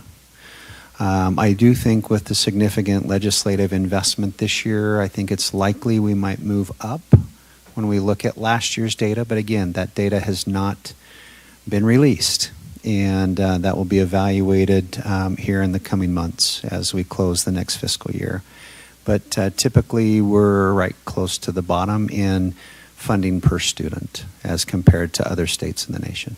Just for comparison, the amount of money we get from the state per student is, what, $4,200 next year? 43? What is it?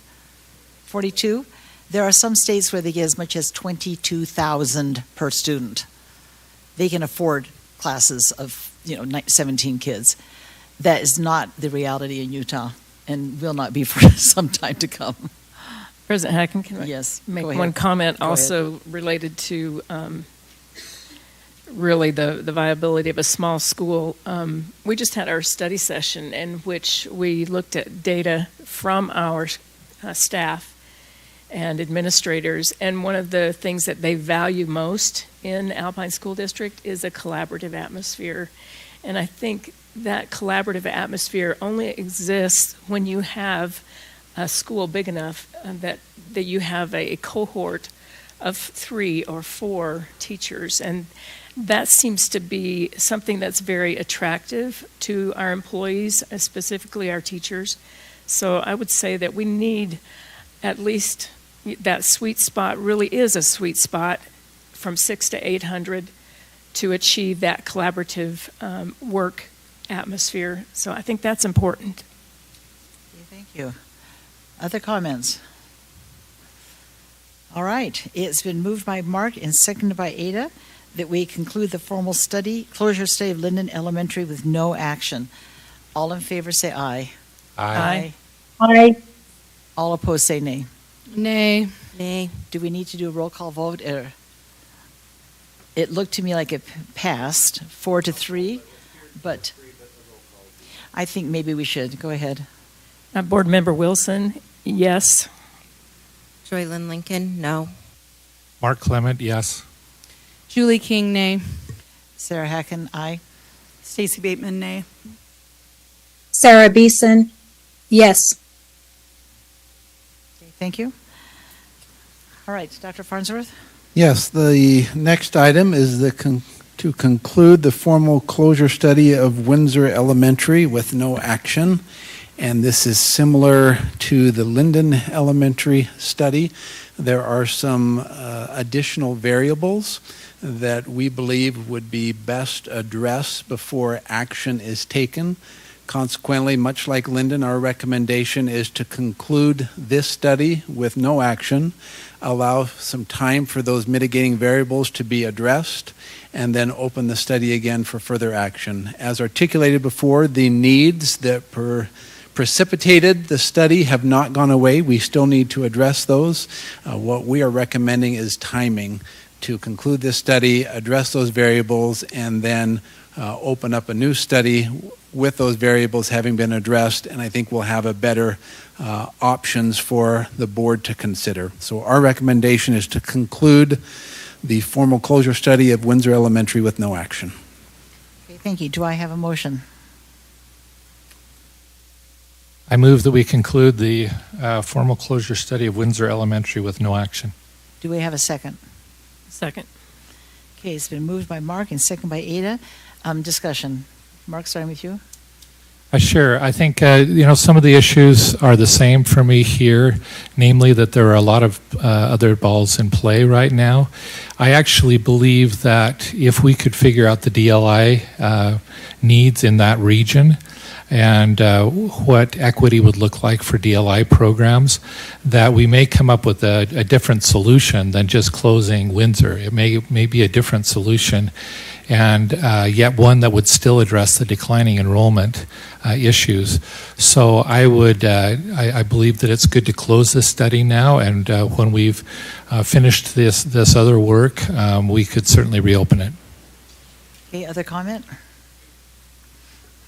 Yes, I would like to express a number of points, and the first one is that, as was recently pointed out in a legislative hearing, which I think President Hacken, you were attended, it was pointed out by one of our legislators that this is a process that is going to be taking place more frequently throughout our state. And I think we have the opportunity to put in place the optimal process for what it should look like.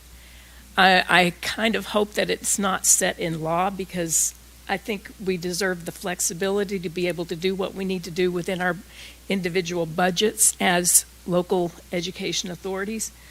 But I think it is important for us to define the optimal process and the timing that is optimal, both for our faculty and administrators, but also for our public. What is optimal? And I think we have the opportunity to collaborate with other districts and make an impact throughout the state. I do want to also say that we do need to take care of these other layers of needs.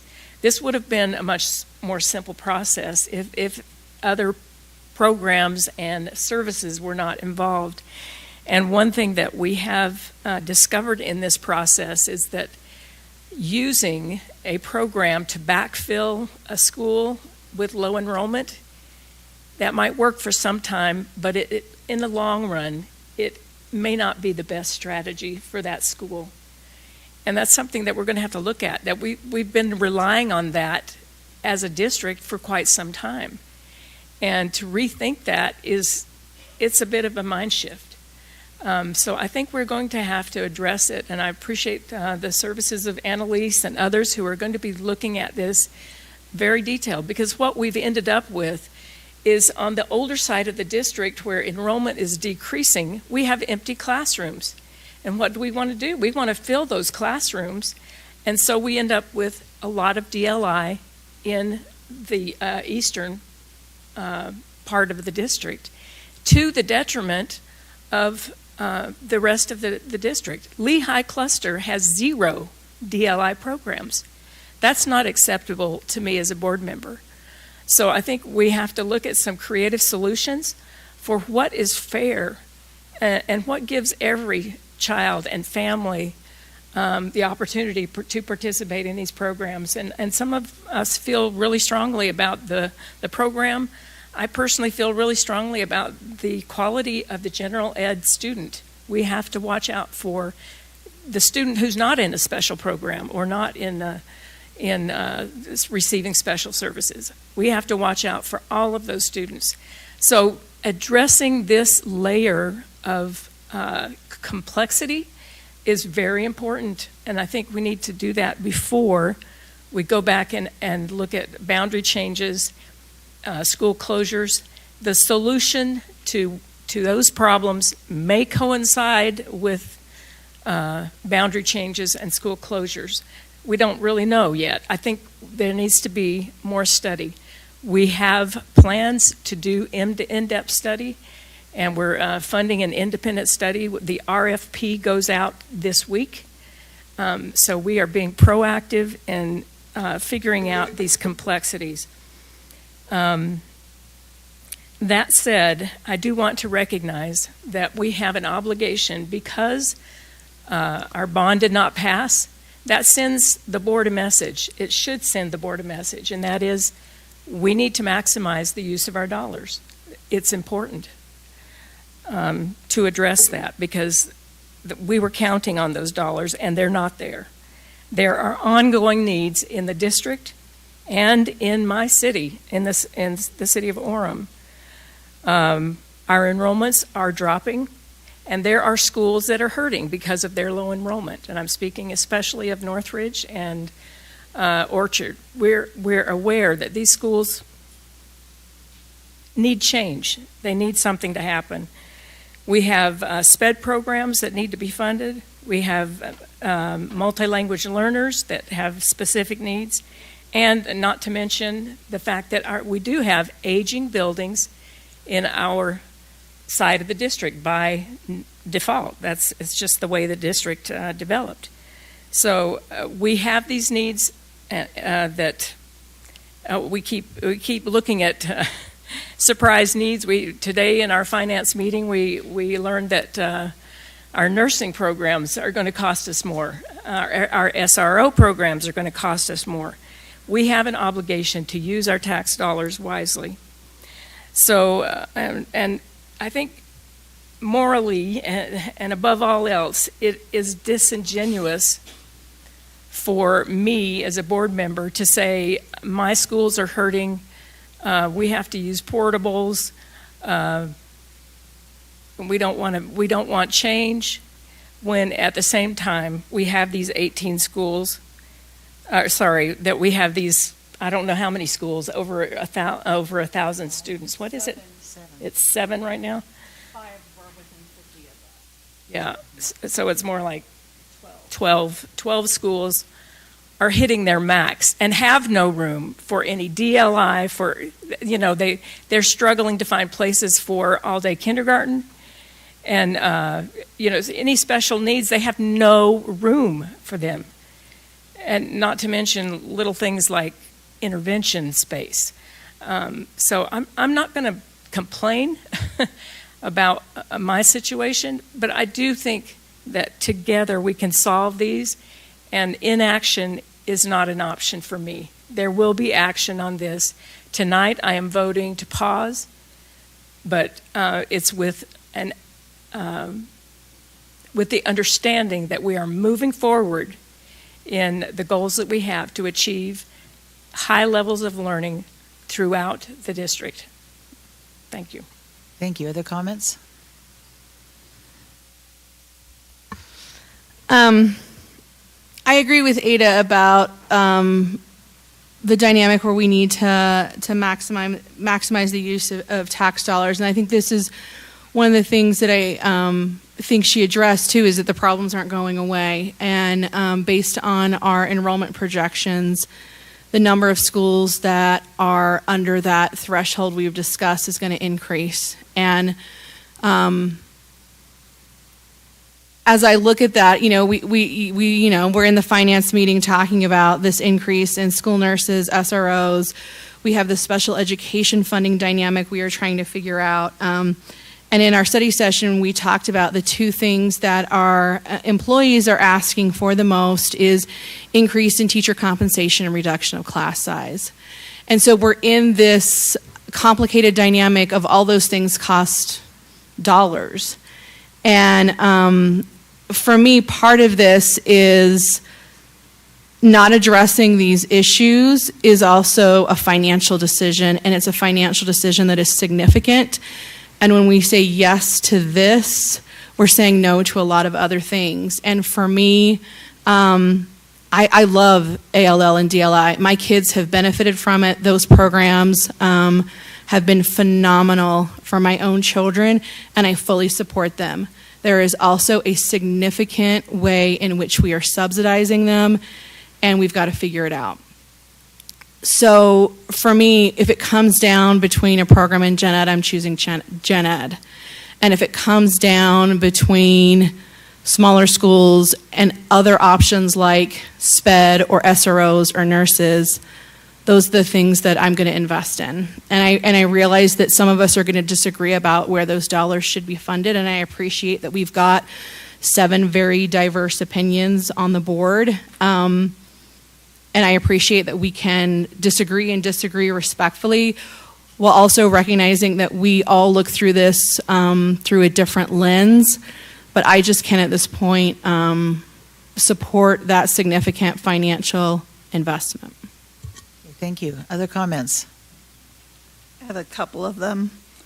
I guess the first thing I wanted to say that even if we close all 3 of these schools, it's just the beginning, right? With so many under-enrolled schools, there's going to have to be more consolidations.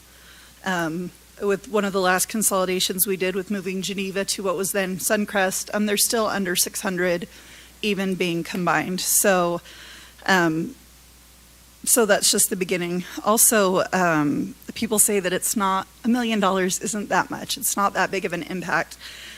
And I want to point out that it's $1 million ongoing, and that would buy us a lot of FTEs or a lot of paras. And FTEs doesn't necessarily mean classroom teacher. We saw in the Hanover study that the number one reason that people would consider not continuing to work in Alpine in 2 years was student behaviors. And so those are addressed in other ways as well. So for me, being accountable to my constituents, I will vote against this because there are options on the table that would help us, and they would help us in the immediate future. And it is really hard for me to show up and look at teachers who have astronomical class sizes and just say, I'm sorry, this is your reality. Because what history has shown us is we have some areas of the district that decline from the ratios that we target, and then we have some that increase over the year. And so what you end up with is a gross inequity. Also, if anybody has not been in board docs recently, if you go to the June 20th board materials, you can look at the last enrollment report as of May 26, 2023. So I guess I would just urge our public to go and look at what the numbers are, look at what the reality is. I understand that nobody wants to leave their school. We are very attached to our schools as hubs of our community. I absolutely understand that, but we also have a responsibility to our students, to our teachers, to give our teachers the best conditions, to give them what they need so that they can give our students what they need. Thank you. Other comments? This one's really tricky for me. People think I just live on the west, but I taught at Windsor. Windsor's my school. And I know that a lot of it's been rebuilt, but the parts that all of the students are in every day are the parts that haven't been rebuilt. So it does impact every student. I really wish that I wasn't 48th or 49th in this nation, that I was up in the middle of the pack, and I could say the ideal class school size is 300. But I don't have that. I don't have a pot of gold, and I don't have a rich uncle, and I haven't won the lottery. So we have to make decisions, and we have to prioritize. And today I have to prioritize general education students and special education students across the district, even though my heart wants to prioritize almost, I guess I want to say my alma mater. I didn't graduate from it, but it's where I started my teaching career. But I have to remember that there are 84,000 students in the district, and it's tough. My kids have been boundaried into, kind of call it the Christmas song, 1 high school, 3, or actually I guess I started at the bottom, 4 elementaries, 3 junior highs, and a high school, and I haven't moved. So I understand the transitions and the difficultness of it. But we have schools where we can put these students where they can have higher outcomes and opportunities, where their schools are safe, where we are accountable to the taxpayers, and we can utilize the money for special ed, for general ed students across the district within a mile and a half. I'm not creating a school desert. I'm not shipping them off. I'm not asking them to cross a busier road than my daughter is asked to cross 4 lanes at 65 miles an hour to get to her junior high. I'm not asking anything out of the ordinary that we don't ask for other parents across the district. So today I have to vote with the 84,000 students. Okay, thank you. Any other comments? One of the things that I have observed is that this whole process, which began last December, has required us to ask a lot of questions. And we have found a lot of answers, but we're asking different questions now. We're asking more questions, and we're looking at factors that we perhaps weren't looking at in December or January or February, but we're looking at now. And these schools, Windsor does have, the original section was built in 1956. It's unreinforced masonry. It has been magnificently maintained over the years. However, it is getting older, and that we have to think about. That was on the Reevler report. But I'm also aware that on the Reevler report, numbers 1, 2, and 3 were Orem High, American Fork High, and Pleasant Grove High. Not necessarily in that order. Maybe Kimberly can help me remember which order they were in. Those were the top 1, 2, 3, and 2 of those still need to be addressed. Absolutely, it's critical.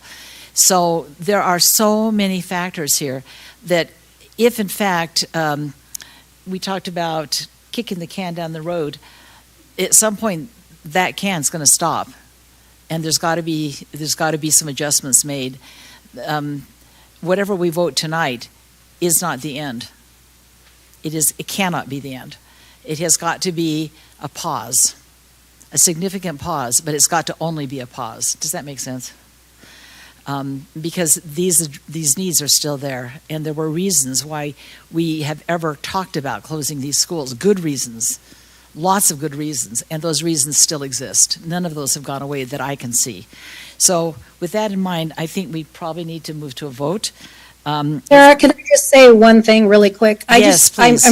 I'm so appreciative of this discussion, and I just want to point out that discussions like this are needed and so helpful for our public. They really do need to see that what the board wrestles with. They need to see the context in which we have to make decisions. And I think, and I have complete confidence that our public will be right there with us as we make these difficult decisions, as long as they see this wrestle, because there are many, many lenses with which we have to make decisions. And I'm just appreciative tonight that we're taking a little more time to discuss, because we don't get that opportunity a lot as a full board, and for the public to see the actual wrestle with which we have.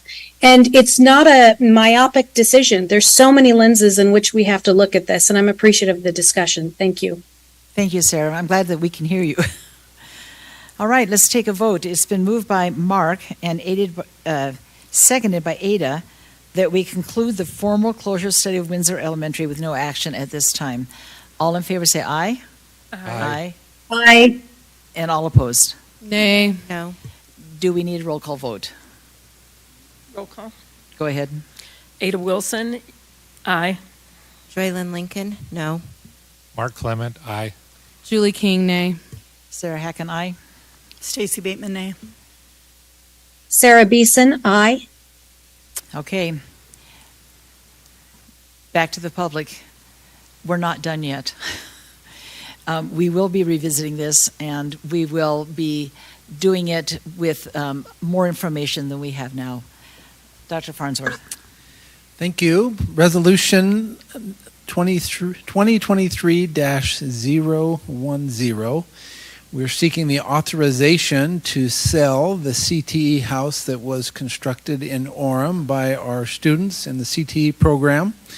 That they received an offer of, are we allowed to share the offer amount? It was in there, yeah, $750,000. Great work by our students. I know many board members had the opportunity to tour that, to visit that, and see the great work done by our construction and design students. And we recommend that we sell that and invest those proceeds back into the program to provide that learning opportunity for future students. So we recommend you authorizing that sale. Okay, I need a motion. I move that we authorize the sale of this CTE home in Orem. And I need a second. I'll second. Thank you. It's been moved by Ada, seconded by Stacy, that we authorize the sale of the CTE house in Orem. Any discussion?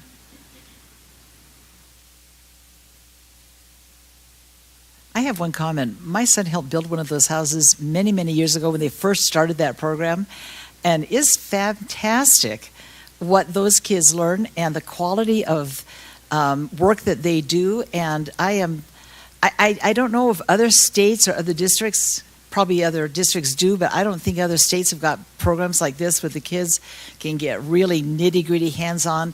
this has got to pass code. This has got to pass inspection. And they have to do it right. And these homes are just beautiful to look at. Go ahead, Stacy. Just appreciative to everybody in the program that makes this happen. I think Joylyn and I had a conversation when we had visited one of the homes just about, my favorite part I think is listening, we'll ask students, so tell me what part you did or what were you working on? And to listen to them detail through, I feel like is an invaluable experience to have still in high school, because now they leave going, you know what, maybe I didn't consider that before, but I've been part of this team and we've literally built something from nothing. It's really remarkable. So just my thanks and kudos to everybody involved to make this happen. Any other comments? I was just going to say, job well done. Okay, thank you. It's been moved by Mark and seconded by Stacy. No, excuse me, moved by Ada and seconded by Stacy that we pass Resolution 2023-010 to authorize the sale of the CT House in Orem. All in favor say aye. Aye. Any opposed say nay. Okay, that passes. Dr. Farnsworth. We are also seeking authorization for the sale of the CTE house in American Fork. We have an offer of $612,000 on that home. That's Resolution 2023-011. And we recommend that you authorize the sale of that home. Thank you. Do I have a motion? I move that we authorize the sale of the CTA house in American Fork. And do we have a second? I'll second it. Okay, thank you. It's been moved by Mark and seconded by Sarah Beeson. Any comment? Perhaps the comments from the former project apply here. With that in mind, all in favor say aye. Aye. Any opposed? Thank you. The resolution passes to authorize the sale of the CTE house in American Fork. And congratulations to our CTE students. Dr. Farnsworth. Yes, the next resolution, 2023-012, is approving an interlocal agreement between Alpine School District and Eagle Mountain Redevelopment Agency. Appreciate the officials from Eagle Mountain being here, and we recommend your approval of that, and appreciate Rob Smith and his team for the work that they've done to make sure that meets our needs and expectations, and would invite Rob to be prepared to answer any questions board members might have. Should we have Rob do that before or after the motion? Up to you. Okay, well, let's have a motion first. Do I have a motion to approve? I move that we approve Resolution 2023-012, approving the interlocal agreement between ASD and the Eagle Mountain Redevelopment Agency. And a second. I'll second. Thank you. It's been moved by Julie and seconded by Stacy. At this point, can we have Rob give us more information about that? You bet. Thank you, President Hacken.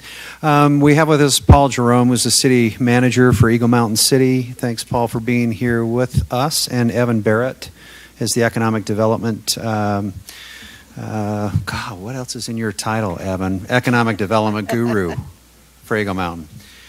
Just a couple of things for the public. If they want to dig into some of the documents, they're found on pages 141 through about 157 in the board docs for this meeting. There's a white paper executive summary that is right after the interlocal agreement.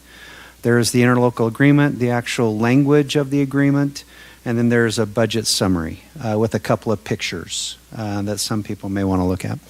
But just a couple of highlights. This has been a project that's been talked about for a long, long time.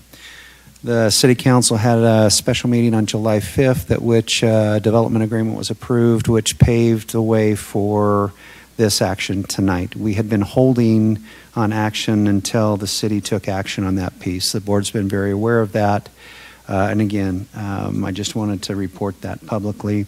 In addition, a couple of points. If you want to look at some of the things within the agreement, I would have you look at pages 141 specifically.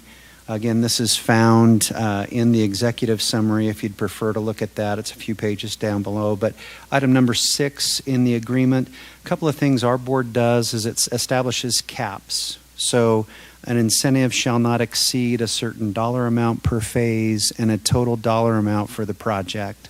And that's something that is fairly unique, but something that this board has utilized over the years. A couple other things I want to point out. This one has a different tax increment or incentive, 61% on real property, which is building, land, and fixtures, and 74% on personal property. And those amounts are significantly lower than the last similar project that was approved. In addition, if you go down to paragraph 10, you'll note that the entity will contribute $25,000 per building annually to the foundation. And that's a considerable thing that then helps support, it goes right back to teachers, to classrooms, and supports student learning. And that's something, again, Alpine has done with several projects. This agreement contains some of that as well. So I just wanted to point those couple of things out. And again, pending any questions, would again recommend your approval. Okay, thank you. Any comments? Anytime that there are 490 acres in Eagle Mountain where houses are not going to be built, I'm ecstatic.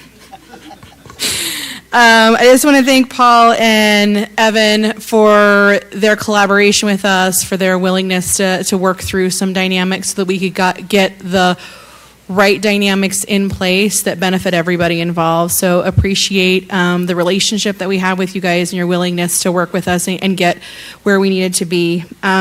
Also just appreciative of some of the dynamics where it feels like this data center is going to have less of an environmental impact because of the water dynamics that are significantly different from some of the other projects we approved. So just wanted to say yay for 490 acres not being used for homes because we cannot slow down the growth fast enough on the west side.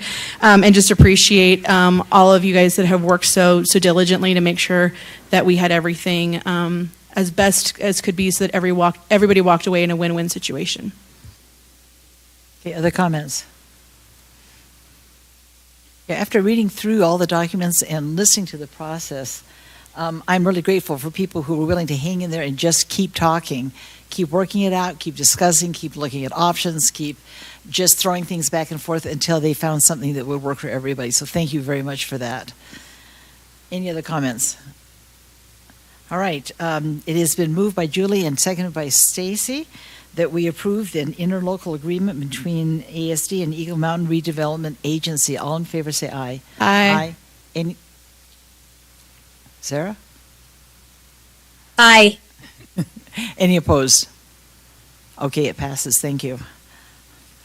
All right, that concludes our action items, and we have an opportunity now to hear board member and superintendent reports or information items. So if anyone has something they'd like to share at this time, go ahead.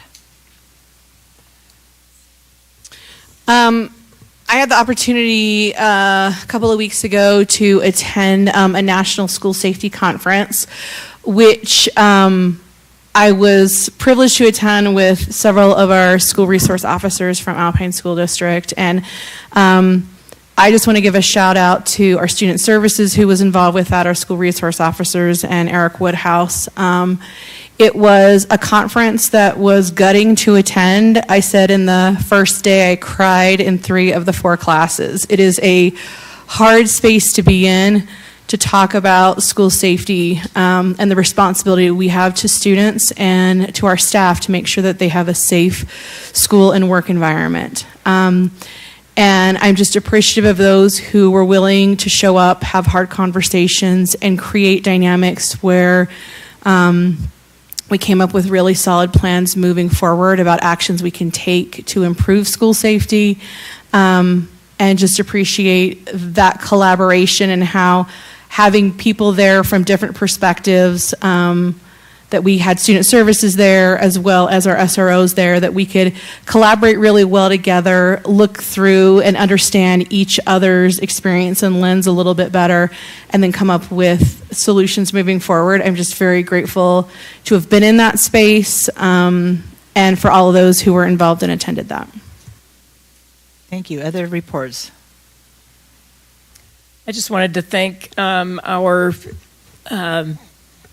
academic staff Scott Sumner and Joel Perkins. They've organized professional development for our leadership teams, and in that they've challenged us to in a process of perfecting and analyzing our product and figuring out how to improve. And in that process, I am now your board representative in the Pinewood Derby race. Because I hope you don't mind. I asked Ada if she would take that on. And I built my first Pinewood Derby this year. So. And you're still perfecting it, are you? Yes, I Gonna make am. us proud? It can add a little weight to it, according to the ideal, right? And you think you can have? Oh, we've got some competition. Okay, all right. Excellent. Okay, in policy meeting this morning, we are continuing to look at older policies. We looked at some policies, one that was written in 1982, and two that were written, I think, in 1984. And they, which one? Well, anyway, 3, 4. You weren't there, were you? But they're old. They're really old. And some of them have been updated, 1998 or 2003. So the question came up, do we really need a policy on hiking and skiing and trampolines? And you will see this next month. Our conclusion is we probably could retire these or incorporate them into other things. But we want you to know that as a policy committee, we're going to go back and revisit 6161 and make some tweaks there. And we're also going to be going through all the new legislative requirements and making sure that our policies are updated to meet those new requirements. So that's kind of where we're at with policy. Any other reports? If not, we have need of a closed session. Do I have a motion for a closed session? I motion that we move into closed session for the purpose of personnel, property litigation, or collective bargaining. Thank you. A second? I second. Okay. It is moved and seconded. For this, we need a roll call vote. Ada Wilson, aye. Traylon Lincoln, aye. Mark Clement, aye. Julie King, aye. Sarah Hacken, aye. Stacy Bateman, aye. Thank you. Sarah Beeson, aye. Thank you, Sarah. All right, we stand.